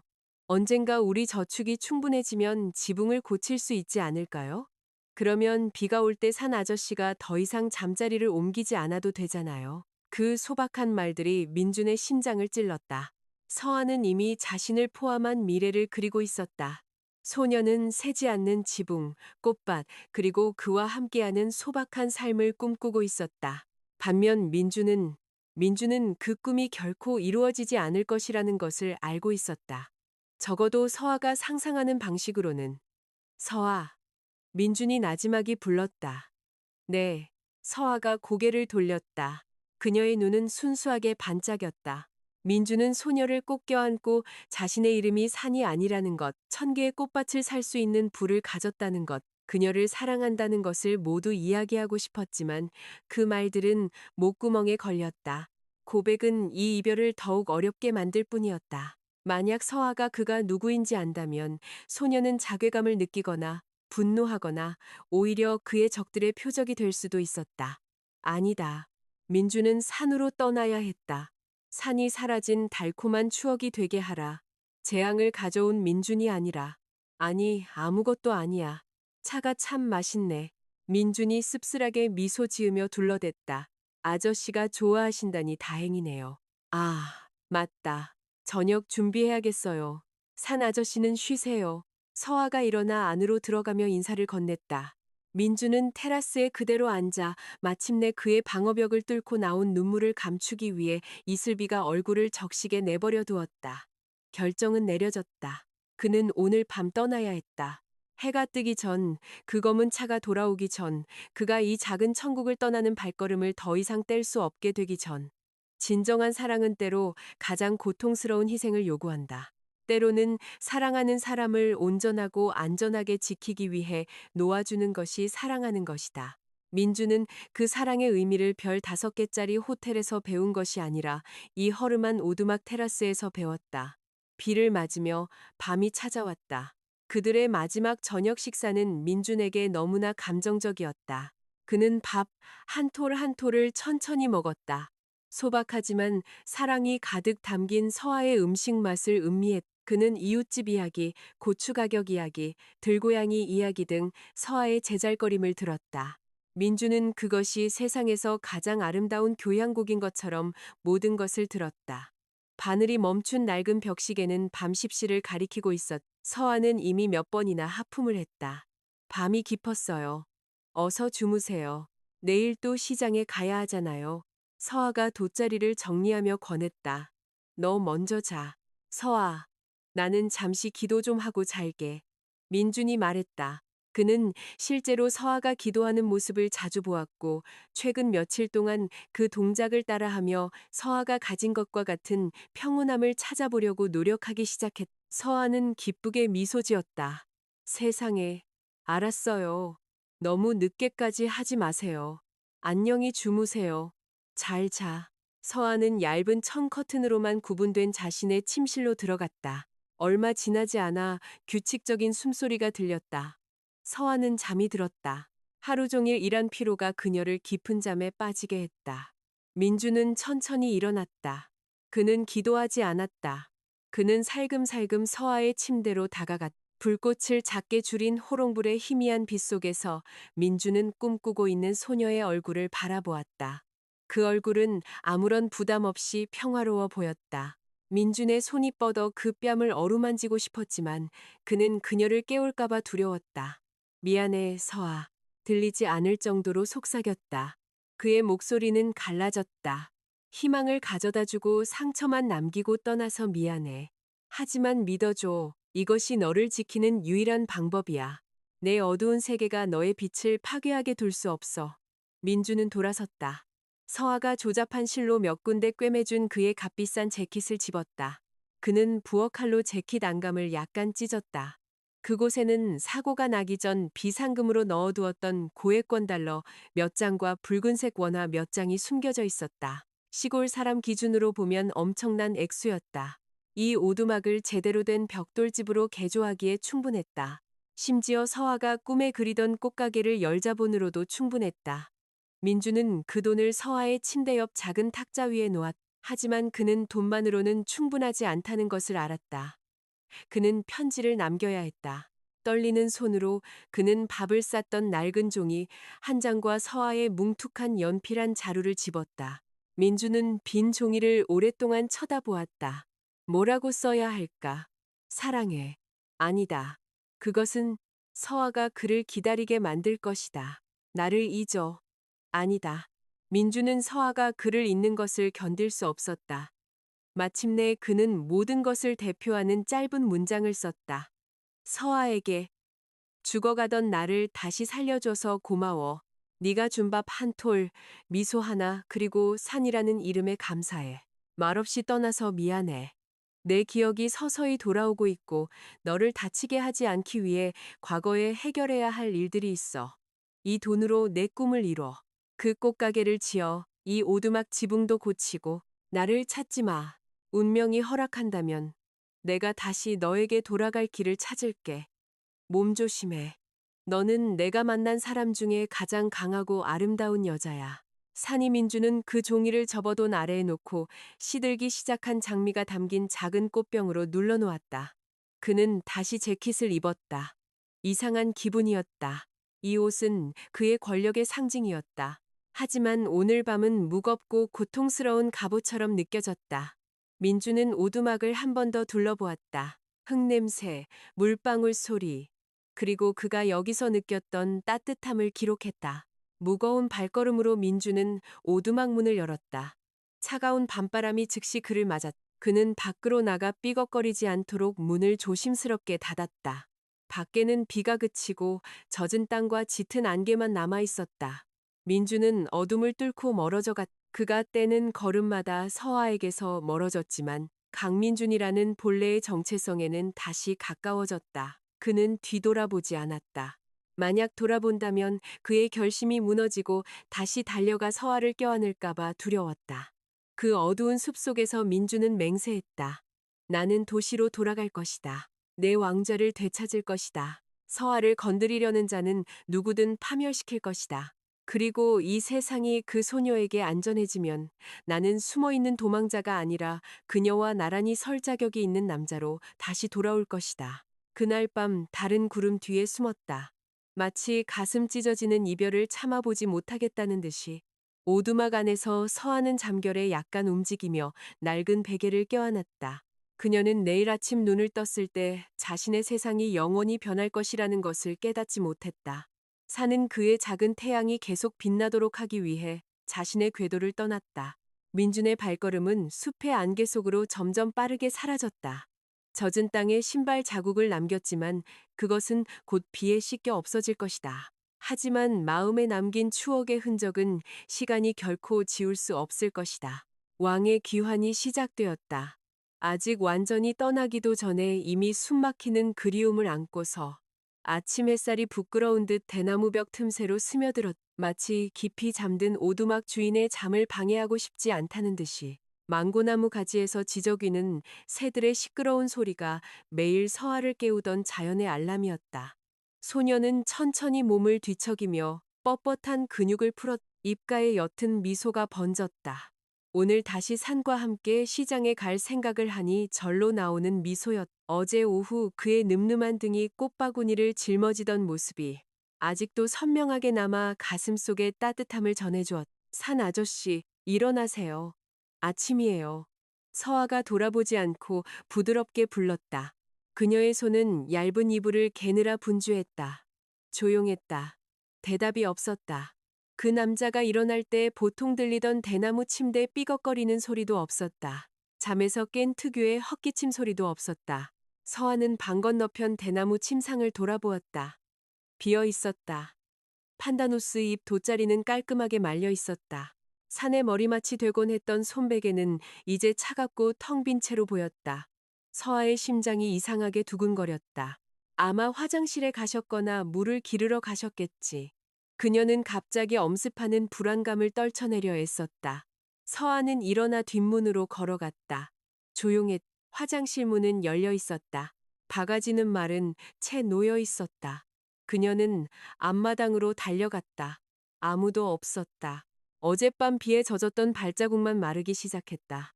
산 아저씨, 서아의 목소리가 떨리기 시작했다. 산 아저씨, 장난치지 마세요. 어디 계세요? 서아는 다시 오두막으로 들어갔다. 그녀의 눈은 당황하여 주위를 훑었다. 그녀의 시선은 산이 잠들었던 침상 옆 작은 탁자에 고정되었다. 그곳 그녀가 어제 꺾은 시든 장미가 담긴 꽃병 아래에 돈다발과 낡은 종이 한 장이 놓여 있었다. 서아의 세상이 멈춘 듯했다. 다리에 힘이 풀려 차가운 흙바닥에 주저앉았다. 심하게 떨리는 손으로 그녀는 그 종이를 집었다. 그곳의 필체는 단정하고 깔끔했다. 대부분의 마을 사람들의 휘갈겨 쓴 글씨와는 매우 달랐다. 서아는 한 번, 두 번, 세 번 읽었다. 편지의 모든 단어는 마치 칼날처럼 그녀의 마음을 천천히 그러나 깊게 베었다. 나를 다시 살려줘서 고마워. 말없이 떠나서 미안해. 나를 찾지 마. 참고 있던 눈물이 마침내 쏟아져 나왔다. 뺨을 타고 걷잡을 수 없이 흘러내렸다. 애처로운 흐느낌이 아침의 정적을 깨뜨렸다. 서아는 그 종이를 가슴에 움켜쥐었다. 마치 그것을 쓴 남자의 그림자를 껴안고 싶은 듯이 그녀는 산산조각 났다. 시장에서 도와줄 사람이 없어져서가 아니었다. 이야기 나눌 친구를 잃어서가 아니었다. 버림받았다고 느꼈기 때문이었다. 그녀는 탁자 위에 돈다발을 바라보았다. 액수가 엄청났다. 평생 본 적 없는 낯선 그림이 그려진 붉고 푸른 지폐들이었다. 하지만 지금 서아에게 그 값비싼 종이 뭉치는 쓰레기와 다름없었다. 그녀는 모욕감을 느꼈다. 그동안의 자신의 친절이 돈으로 평가받는 것인가? 한 접시의 밥과 그녀의 기도에 담긴 진심이 그 남자가 죄책감 없이 떠날 수 있도록 이 지폐 몇 장으로 청산되는 것인가? 나쁜 사람. 서아는 흐느낌 사이로 중얼거렸다. 나쁜 사람이야, 산 아저씨. 우리가 친구라고 했잖아. 지켜주고 싶다고 했잖아. 근데 비겁하게 그냥 가버리다니. 도시의 그 거만한 부자들과 뭐가 달라? 서아는 그 돈을 창밖으로 던져버리고 싶었다. 바람에 날려가게 내버려두고 싶었다. 하지만 그때 그녀의 눈은 편지의 마지막 줄을 다시 읽었다. 이 돈으로 내 꿈을 이뤄. 그 꽃가게를 지어 내가 다시 너에게 돌아갈 길을 찾을게. 그 문장이 서아의 손을 멈추게 했다. 거기에는 약속이 있었다. 희미하지만 희망의 불씨를 주는 약속이었다. 서아는 거칠게 눈물을 닦았다. 그녀는 우는 것이 산을 돌아오게 하지 않을 것이라는 것을 깨달았다. 만약 산이 자신의 과거를 해결하기 위해 떠났다면 서아는 자신의 미래를 위해 살아남아야 했다. 좋아. 서아가 정적에 속삭였다. 그녀의 목소리는 쉬었지만 굳은 결심으로 가득했다. 나는 당신을 찾지 않을 거야. 하지만 내가 혼자 설 수 있다는 걸 증명해 보이겠어. 그리고 언젠가 당신이 돌아온다면 당신은 다른 서아를 보게 될 거야. 한편 그 외딴 마을에서 수백 킬로미터 떨어진 수도 중심부의 푸른 유리로 덮인 초고층 빌딩에서는 매우 대조적인 분위기가 연출되고 있었다. 엘리언 코퍼레이션 최고층의 이사회 회의실은 평소에는 조용하고 차가웠지만 지금은 숨막히는 긴장감으로 가득 차 있었다. 주주들과 이사들은 불안하게 앉아 있었다. 그들의 얼굴은 창백했다. 번쩍이는 검은 마호가니로 만든 긴 테이블 끝에는 지난 일주일 동안 비극적인 사고로 사망했다고 알려진 남자가 앉아 있었다. 강민준. 그가 돌아왔다. 그의 외모는 완전히 변해 있었다. 마을에서 입었던 낡은 셔츠와 헐렁한 바지는 그의 탄탄한 몸에 꼭 맞는 검은색 아르마니 슈트로 바뀌어 있었다. 머리는 값비싼 포마드로 단정하게 넘겨져 손목에는 금색 롤렉스 시계가 채워져 있었다. 그의 얼굴은 깨끗하고 차가웠으며 무표정했다. 거기에는 꽃꽂이 전문가 산의 흔적이 오직 잔인하고 범접할 수 없는 비즈니스의 제왕 강민준만이 있었다. 그래서 민준의 목소리가 정적을 깼다. 그의 중저음 목소리는 무겁고 위협적이었으며 에어컨이 켜진 방 전체에 울려 퍼졌다. 내 시신도 찾기 전에 벌써 권력의 파일을 나누느라 바빴군. 그의 눈은 오른쪽에 앉은 박 이사를 날카롭게 쳐다보았다. 그 노인은 떨고 있었다. 대머리 이마에는 식은땀이 흘렀다.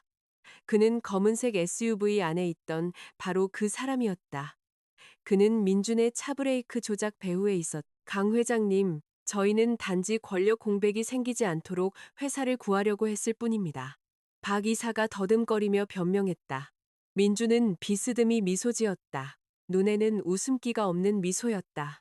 끔찍한 미소였. 구한다고? 아니면 강탈한다고? 민준은 두꺼운 서류철 하나를 테이블 중앙으로 던졌다. 쿵 하는 소리에 모두가 깜짝 놀랐다. 그건 박 이사님 스위스 개인 계좌로 송금된 회사 자금 이체 증거입니다. 그리고 제 차 브레이크 케이블을 자른 정비사와의 통화 녹음도 있고요. 민준이 무미건조하게 말했다. 내가 바보인 줄 알았나? 잠자는 사자가 죽은 줄 알았나? 박 이사는 눈을 휘둥그레 떴다.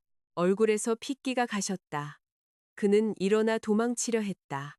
하지만 건장한 두 명의 보안 요원이 이미 그의 뒤에 서서 그의 어깨를 강하게 붙잡고 있었. 마을 시장의 조폭들보다 훨씬 더 건장하고 전문적이었다. 저 자를 끌어내서 경찰에 넘겨 가장 어둡고 추운 감방에 쳐넣도록 해. 남은 인생을 거기서 반성하게 놔둬. 민준이 전 측근에게 눈길 한 번 주지 않고 차갑게 명령했다. 박 이사는 살려달라고 외치며 끌려나갔다. 하지만 민준은 꿈쩍도 하지 않았다. 그는 이제 고개를 숙이고 감히 CEO의 눈을 마주치지 못하는 다른 이사들을 다시 쳐다보았다. 회의는 끝났으니 일들 하러 가. 다시 배신하는 자는 저자보다 더 끔찍한 운명을 맞게 될 것이다. 민준이 일어서서 늠름한 걸음으로 방을 나가며 말을 맺었다. 민준은 웅장한 사무실 복도를 걸었. 직원들은 그에게 존경의 의미로 고개를 숙였고 감탄과 두려움이 섞인 목소리로 수근거렸다. 그는 모든 것을 되찾았다. 그의 왕좌, 재산, 권력. 그는 이겼고 그의 적은 무너졌으며 그의 회사는 안전했다. 민주는 대도시의 전경이 내려다 보이는 거대한 유리벽이 있는 넓은 집무실로 들어갔다. 그는 수억 원짜리 푹신한 가죽 의자에 앉았다. 그의 책상에는 개인 비서가 준비한 점심이 차려져 있었다. 최고급 수입 스테이크와 빈티지 레드 와인 한 잔. 민주는 고기를 잘라 입에 넣었다. 고기는 혀에서 녹았다. 맛은 완벽했다. 하지만 그것을 씹으면서 민주는 엄청난 공허함을 느꼈다. 그의 혀는 딱딱한 멸치의 짠맛을 그리워했다. 그의 코는 서아가 만든 된장찌개 냄새를 그리워했다. 그리고 그의 귀는 소녀의 명랑한 제잘거림을 그리워했다. 멸균된 방의 정적이 아니었다. 은으로 된 포크와 나이프를 거칠게 내려놓았다. 식욕이 사라졌다. 그는 일어나 유리벽으로 다가갔다. 저 멀리 오만하게 솟아있는 고층 빌딩들을 바라보았다. 해가 지면서 수백만 개의 도시 불빛이 켜지기 시작했다. 하지만 서하의 오두막에 있는 호롱불만큼 따뜻한 빛은 하나도 없었다. 내 진짜 세상이 저 허름한 오두막에 남겨져 있는데 내가 세상을 가진들 무슨 소용이람? 민준이 유리에 비친 자신의 그림자에게 중얼거렸다. 그는 고급스러운 재킷 주머니를 뒤졌. 그곳에는 그의 화려함과는 어울리지 않는 작은 물건이 들어 있었다. 조잡하게 꿰맨 헝겊 손수건. 그것은 서아가 처음 그의 관자놀이에서 피를 닦아줄 때 준 손수건이었다. 민주는 그 손수건의 냄새를 맡았다. 향기는 희미해졌지만 추억은 여전히 너무나 강렬했다. 민주는 책상 위에 인터콤 버튼을 눌렀다. 안 비서, 내 방으로 와. 그가 개인 비서에게 명령했다. 단정하게 차려입은 젊은 남자가 재빨리 들어왔다. 네, 회장님. 강원도 수아리 마을로 팀을 보내. 꽃 파는 서아라는 소녀의 집을 찾아. 민준이 단호하게 말했다. 안 비서는 빠르게 메모했다. 알겠습니다, 회장님. 그분을 이리로 모셔올까요?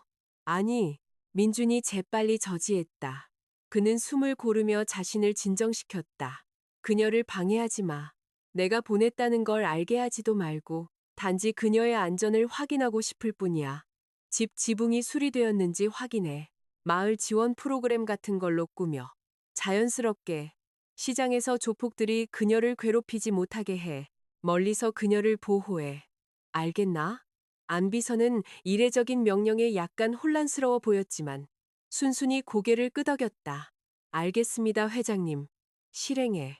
그리고 한 가지 더. 안비서. 민준이 덧붙였다. 그의 목소리가 부드러워졌다. 네덜란드에서 최고급 장미 묘목을 구해와 추첨 선물이나 비료 구매 보너스처럼 그녀에게 보내.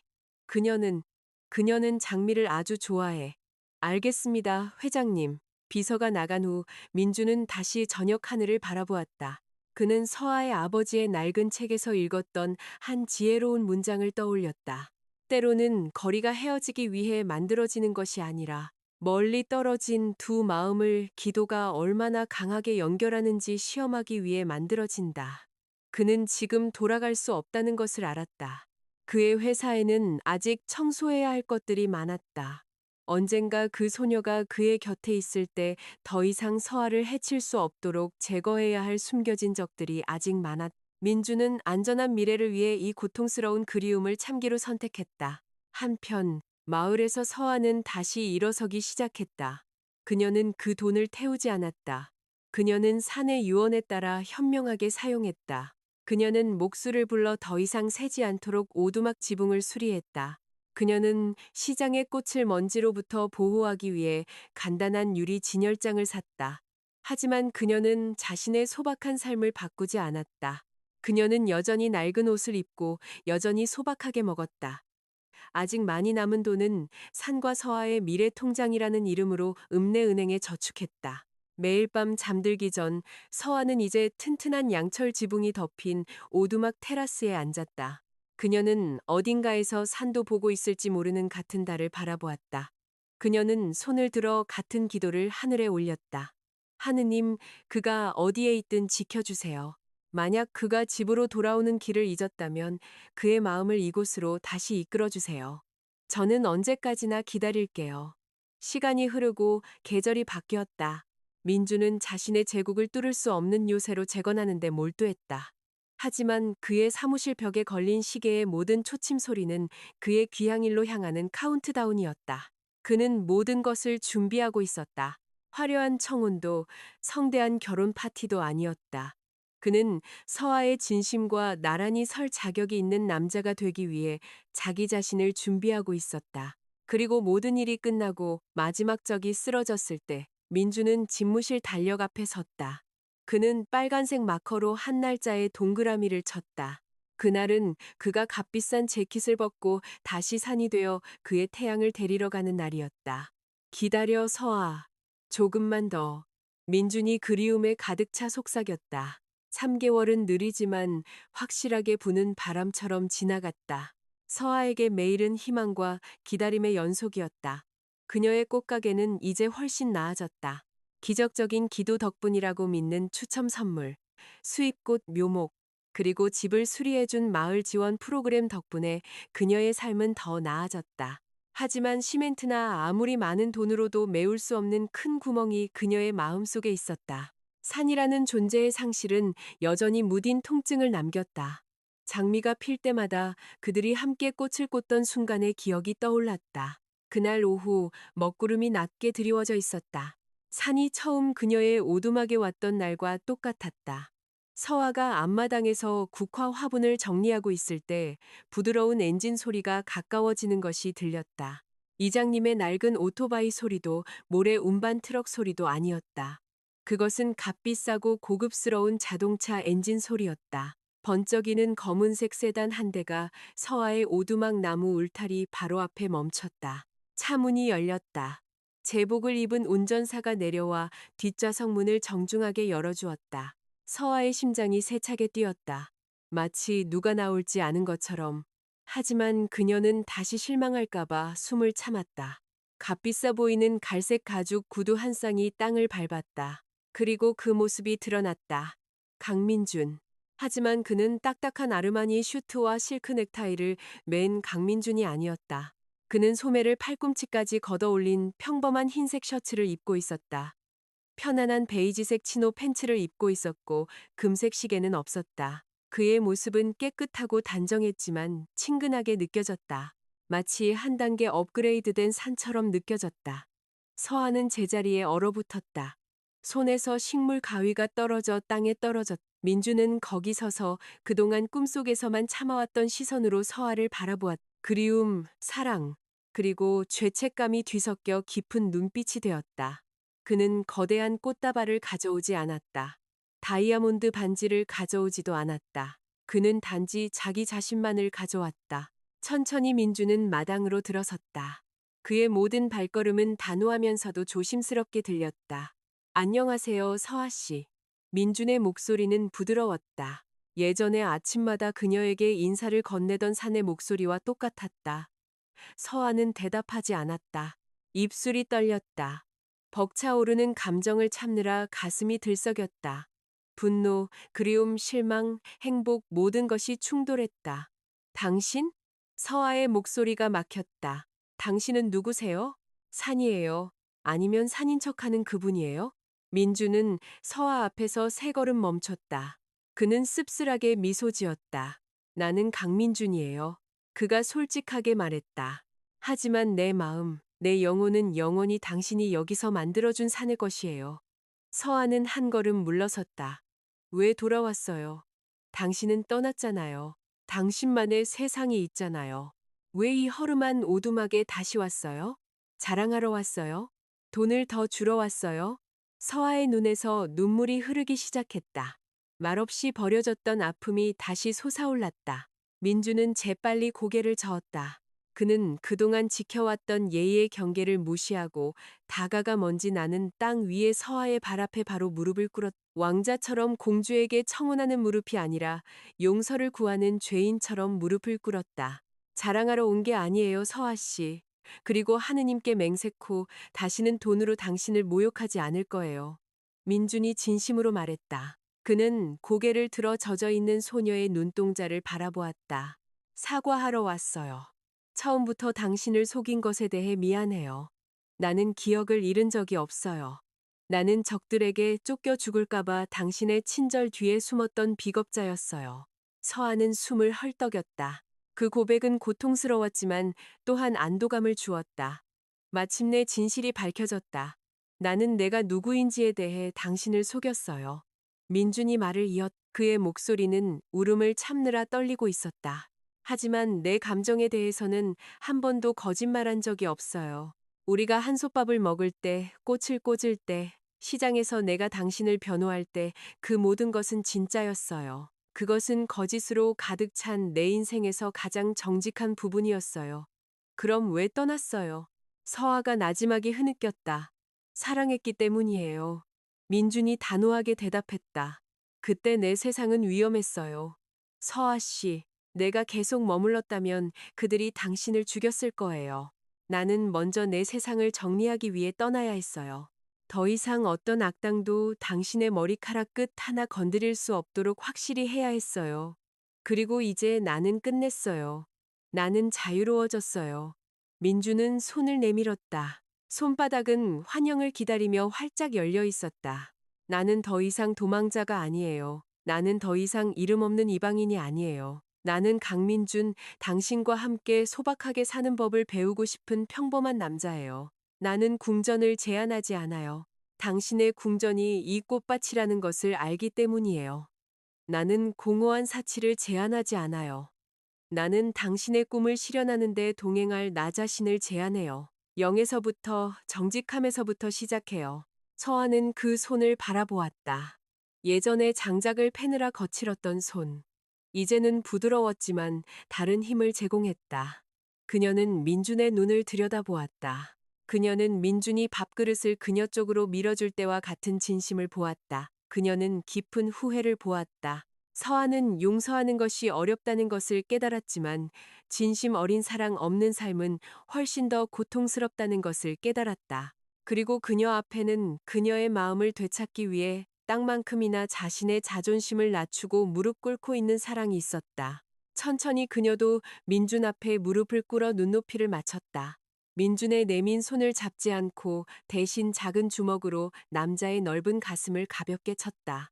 나쁜 사람, 그녀가 다시 흐느꼈다. 이번에는 목소리가 더 부드러웠다. 매일 밤 나를 울게 만들었어. 바보처럼 기다리게 만들었어. 민주는 그 타격을 순순히 받아들였다.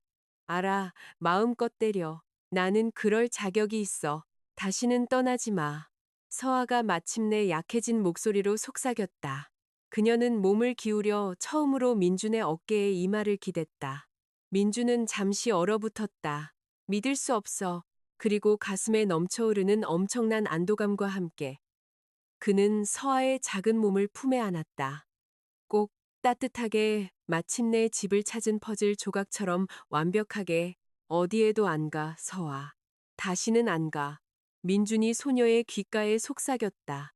그는 여전히 똑같은 서아의 머리카락 향기, 햇살과 신선한 꽃향기를 들이마셨다. 내 집은 여기. 내 옆이야. 비가 천천히 내리기 시작했다. 그들 둘을 적시는 부드러운 이슬비였다. 하지만 이번에는 그 비가 슬픔이나 두려움의 상징이 아니었다. 그것은 과거의 상처를 씻어내는 축복의 비였다. 새로운 사랑의 씨앗을 위해 땅을 비옥하게 했다. 그들은 포옹을 풀었지만 이제 그들의 손은 서로 단단히 잡혀 있었다. 민주는 서아를 바라보며 엄지손가락으로 소녀의 뺨에 흐르는 눈물을 닦아주었다. 서아, 오늘 청혼하지 않을게. 너무 빨라.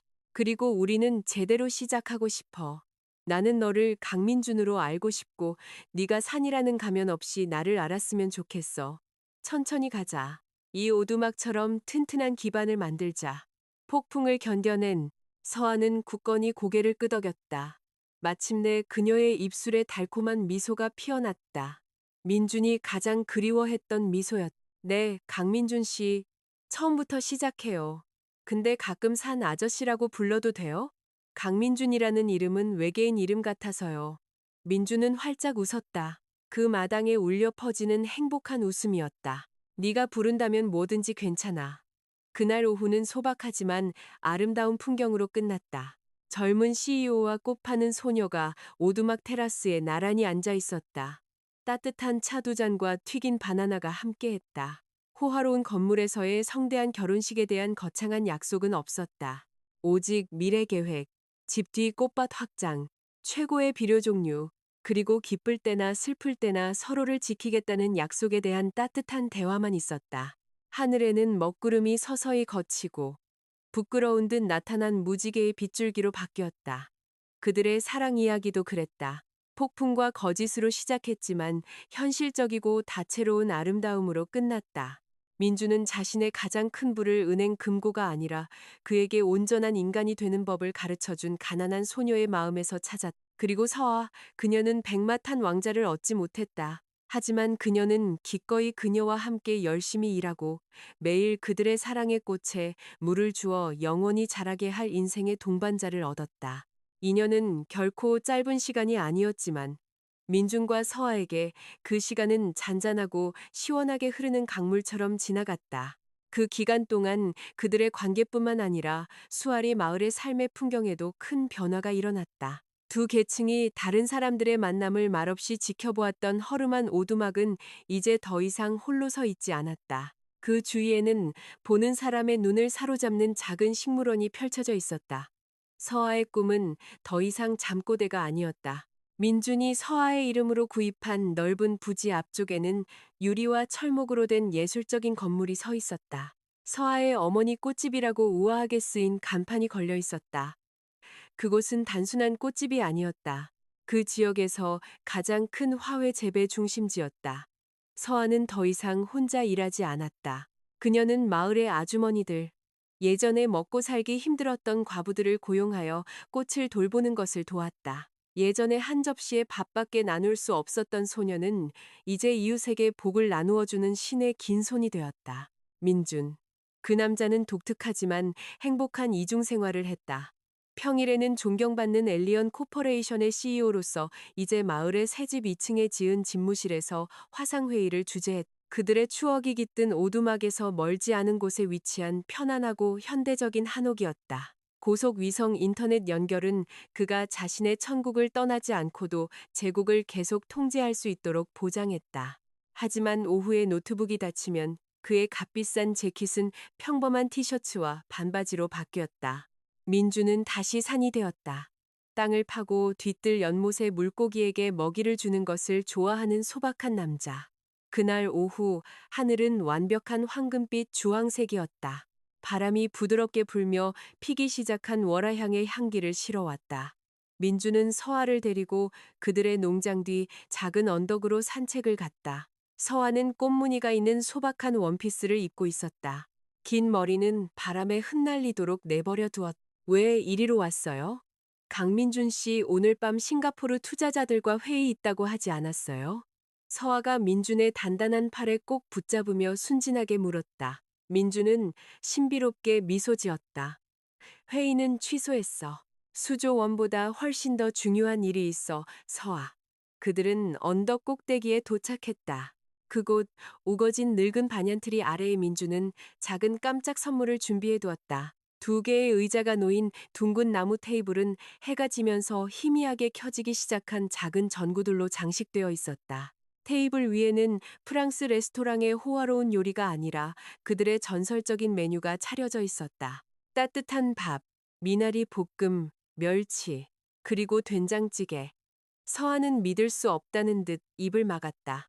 그 음식들을 보니 눈물이 글썽였다. 허름한 오두막에서의 힘든 시절의 기억이 즉시 그녀의 마음을 가득 채웠다. 아저씨, 아직 기억하세요? 서아가 감동하여 속삭였다. 절대 잊지 않을 거야, 서아. 민준이 부드럽게 말했다. 그는 서아를 위해 의자를 빼주었다.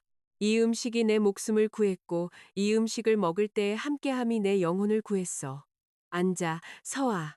그들은 성스러운 분위기 속에서 식사했다. 그들이 처음 음식을 나누었던 밤과 똑같았다. 하지만 이번에는 고통스러운 굶주림이 없었다. 내일에 대한 두려움도 없었다. 오직 벅차오르는 감사함만 있었다. 그들의 접시가 비워진 후 민주는 바로 일어나지 않았다. 그는 희미한 불빛에 비친 서아의 얼굴을 뚫어지게 쳐다보았다. 그는 바지 주머니를 뒤졌지만 그가 꺼낸 것은 벨벳 상자가 아니었다. 그는 낡고 작은 책 한 권을 꺼냈다. 예전에 어디론가 사라졌던 서아의 일기장이었다. 아저씨, 저건. 서아가 놀랐다. 내가 너를 떠날 때 강가 근처에서 떨어져 있는 걸 발견했어. 도시에서 지내는 동안 계속 가지고 다녔어. 비즈니스의 속임수 세상에 지칠 때마다 나는 여기서 내 글을 읽었어. 민주는 그 책의 마지막 페이지를 펼쳤다. 여기 네가 썼어. 하느님, 저는 백마탄 왕자는 필요 없어요. 저는 단지 메마른 밭에 씨앗을 심어 꽃이 필 때까지 함께할 인생의 동반자가 필요해요. 민주는 그 책을 덮고 테이블 위에 놓았다. 그는 일어나 서아 앞에 한쪽 무릎을 꿇었다. 이번에는 그의 손에서 조각된 티크나무로 만든 작은 상자가 나왔다. 서아, 나는 백마탄 왕자가 아니야. 나는 단지 내 인생이 끝날 때까지 내 마음에 사랑의 씨앗을 심고 싶은 농부일 뿐이야. 지난 2년 동안 우리는 함께 성장할 수 있다는 것을 증명했어. 우리는 폭풍을 이겨냈고 가뭄을 이겨냈어. 이제 내가 그 행복을 종교와 국가의 눈앞에서 합법적으로 수확하게 해줘. 민주는 그 나무 상자를 열었다. 그 안에는 소박하지만 우아한 다이아몬드가 밝힌 화이트 골드 반지가 아름답게 빛나고 있었다. 디자인은 독특했다. 둥글게 말린 꽃줄기 모양이었다. 서아, 내 아내가 되어줄래? 내 아이들의 어머니가 되고 세상이 너무 시끄러울 때 내가 돌아갈 유일한 곳이 되어줄래? 서아의 눈물이 쏟아져 내렸다. 이번에는 순수한 행복의 눈물이었다. 그녀는 말을 할 수 없었다. 감동으로 목이 메었다. 그녀는 그저 여러 번 고개를 세차게 끄덕였다. 네, 네, 그럴게요. 그녀가 쉰 목소리로 대답했. 민주는 서아의 약지에 그 반지를 끼워 주었다. 꼭 맞았다. 그는 예비 신부의 손등에 정중하게 입을 맞추었다. 저녁 하늘은 진정한 사랑이 위대해지기 위해 사치가 필요하지 않다는 것을 말없이 증명했다. 그것은 단지 진심과 적절한 시간만 필요했다. 한 달 후, 결혼식은 자카르타의 5성급 호텔이 아니라 서아의 어머니 꽃집의 넓은 마당에서 열렸다. 그 파티는 화려함 때문이 아니라 독특함 때문에 화제가 되었다. 수천 송이의 꽃이 만발한 가운데 하얀 텐트가 깔끔하게 설치되어 있었다.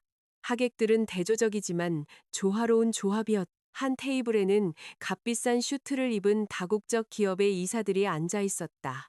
그 옆 테이블에는 소박한 바티옷을 입은 마을 농부들이 앉아 있었다. 민주는 자신이 이제 그의 삶의 하나가 된 두 세계를 자랑스러워한다는 것을 세상에 보여주고 싶었다. 혼인 서약식 때 분위기는 숨막히게 조용했다. 평소 수천 명의 주주들 앞에서 유창하게 연설하던 민주는 이제 심장이 정상 한계를 넘어 세차게 뛰는 것을 느꼈다. 그의 앞에는 주례와 증인이 앉아 있었다. 반면 서아는 그의 옆에 앉아 있었다. 깨끗한 흰색 해바야와 자연스러운 아름다움을 발산하는 최소한의 화장으로 너무나 우아해 보였다. 혼인 서약은 순조롭게 진행되었다. 민주는 한 번의 숨으로 그것을 말했다. 아람두릴라. 감사의 기도가 마을 전체에 울려 퍼졌다. 민준과 서아가 나란히 섰을 때 민주는 아내의 귓가에 무언가 속삭였다. 나를 선택해줘서 고마워, 나의 천사. 서아는 부끄럽게 미소 지었다. 뺨이 붉게 물들었다. 돌아와줘서 고마워요. 나의 산. 결혼 후의 나날들은 다채로운 새로운 장이었다. 민주는 약속을 증명했다. 그는 서아를 집에 가두지 않았다. 오히려 그는 아내에게 최고의 비즈니스 멘토가 되었다. 그는 서아에게 재무관리, 수출입, 디지털 마케팅에 대해 가르쳤다. 서아의 어머니 꽃집은 급성장하여 심지어 유럽의 건조화를 수출하기 시작했다. 하지만 그들의 가장 큰 성취는 재산이 아니었다. 결혼 2년째 하느님은 엄청난 신뢰를 주셨다. 서아는 마침내 임신했다. 그 소식에 민주는 긴 감사의 기도를 올렸다. 예전에는 차갑고 뻣뻣했던 그 남자는 매우 보호적인 남편으로 변했다. 그는 근무 시간을 제한했다. 서아가 자주 입덧을 했기 때문에 그는 녹두죽 끓이는 법을 배웠다. 그는 심지어 매일 밤 서아의 부은 다리를 마사지해주며 뱃속의 태아를 위해 성스러운 꿀한 구절을 읽어주기도 했다. 아저씨, 만약 아들이면 이름 뭐라고 지으실 거예요? 어느 날 밤 그들이 한옥 베란다에 앉아 밤바람을 즐길 때 서아가 물었다. 서아의 배는 이미 커져 있었다. 출산일을 기다리고 있었다. 민주는 아내의 배를 부드럽게 쓰다듬었다. 우리 이야기처럼 강하면서도 현실적인 이름을 짓고 싶어. 아르카는 어때요? 서아가 제안했다. 태양이라는 뜻이다. 아르카. 민준이 중얼거렸다. 좋아. 아르카산 민준. 땅을 비추는 태양. 예쁜 이름이네요. 서아가 동의하며 미소 지었다. 그리고 기다리던 날이 왔다. 그날 밤 비가 세차게 내렸다. 마치 자연이 그들의 첫 만남의 기억을 되풀이하는 것처럼. 하지만 이번에는 민주는 혼자가 아니었고 고통스럽지도 않았다. 그는 도시 최고의 병원 분만실에서 서아의 손을 꼭 잡고 있었다. 그들의 사랑의 결실을 낳기 위해 삶과 죽음 사이에서 싸우고 있는 여자에게 힘을 주었다. 숨 쉬어, 자기야. 계속해. 넌 강하고 대단해. 민준이 서아의 귓가에 속삭였다. 식은땀이 그의 관자놀이를 적셨다. 그는 아내가 고통스러워하는 것을 참아볼 수 없었다. 하지만 그는 강해야 했다. 우렁찬 아기 울음소리가 방의 긴장감을 축하합니다. 아들입니다. 건강하고 아주 잘생겼어요. 산부인과 의사가 외쳤다. 민주는 울었다. 수조 원짜리 입찰을 놓쳤을 때도 울지 않았던 그 남자가 이제 그 붉고 작은 생명체가 서아의 가슴에 놓이는 것을 보고 흐느껴 울었다. 그는 새로운 사랑의 감정, 순수하고 무조건적인 사랑을 느꼈다. 그는 떨리는 목소리로 아들에게 아잔을 불러주었다. 아르카가 세상을 처음 알게 된 양식으로 신앙 고백을 속삭였다. 시간은 빨리 흘렀다. 아르카는 똑똑하고 활발한 아이로 자랐다. 그는 민준의 날카로운 눈과 서아의 달콤한 미소를 물려받았다. 아르카의 존재는 그 한옥의 행복을 완성했다. 5년 후 어느 날 오후 민주는 낡은 오두막 테라스에 앉아 있었다. 그들이 일부러 철거하지 않은 원래의 오두막이었다. 이제는 정원 한가운데의 휴식처로 관리되고 있었다. 그는 아르카가 장미 덤불 사이에서 나비를 쫓아 뛰어다니는 것을 보았다. 서아가 따뜻한 차와 튀긴 바나나가 담긴 쟁반을 들고 와 민준 옆에 앉았다. 민준의 머리카락은 이제 몇 가닥의 흰머리로 장식되어 있었다. 하지만 그의 얼굴은 젊지만 압박 속에서 살던 때보다 훨씬 더 젊고 행복해 보였다. 그는 서아의 어깨를 감싸고 아내의 머리를 가슴에 기댔다. 서아. 민준이 나지막이 불렀다. 네, 아르카 봐.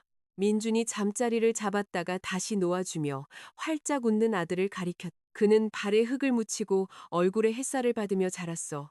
나처럼 콘크리트 건물 안에서 자라지 않았어. 그는 자유로워. 그건 다 아버지의 노력 덕분이에요. 서아가 진심으로 칭찬했다. 민주는 고개를 저었다. 아니, 그건 그의 어머니가 진정한 분은 주머니에 있는 것이 아니라 마음에 있는 것이라고 가르쳐 줬기 때문이야. 민주는 넓게 펼쳐진 꽃밭을 바라보고 그들 뒤에 낡은 오두막을 바라보고 마지막으로 아내의 눈을 바라보았다. 그는 자신의 놀라운 인생 여정을 되돌아보았다. 죽기 직전에 오만한 사람에서 기억을 잃은 산으로, 그리고 이제는 온전한 아버지이자 남편으로. 예전에는 성공이란 사람들이 나를 두려워하는 것이라고 생각했어. 민준이 먼 곳을 바라보며 말했다. 하지만 내가 크게 틀렸다는 걸 알았어. 가장 큰 성공은 이 집에 돌아와서 내 미소를 보고 아르카의 웃음소리를 듣고 아무리 많은 돈으로도 살 수 없는 평온함을 느끼는 것이야. 하느님은 정말 좋으신 분이야, 서아. 그는 예전에 내 다리를 부러뜨리고 내 차를 부수어 나를 너의 오두막으로 가는 길로 이끌어 주셨어. 서아는 미소 지었다. 그녀의 눈은 아름답게 반짝였다. 그리고 하느님은 내 오두막 지붕이 새게 하셔서 내가 하늘을 보고 나를 지켜줄 사람을 보내달라고 기도하게 하셨어. 우리의 기도가 하늘에서 만났어요. 민주는 서아의 이마에 오랫동안 입을 맞추었다. 감사와 사랑이 가득했다. 멀리서 해가 지기 시작하며 넋을 잃게 하는 보라색과 주황색의 빗줄기를 남겼다. 아르카는 부모님에게 달려와 민준의 무릎 위로 애교스럽게 뛰어올랐다. 아빠, 엄마, 보세요. 아르카가 엄마 주려고 예쁜 꽃 주었어요. 꼬마가 작은 야생화 한 송이를 내밀며 외쳤다. 민준과 서아는 행복하게 웃었다. 그들은 역사가 가득한 낡은 오두막 그늘 아래서 새 정직의 기반 위에 세워지고 희생으로 다져지고 하느님을 향한 진실한 사랑으로 덮인 작은 가족.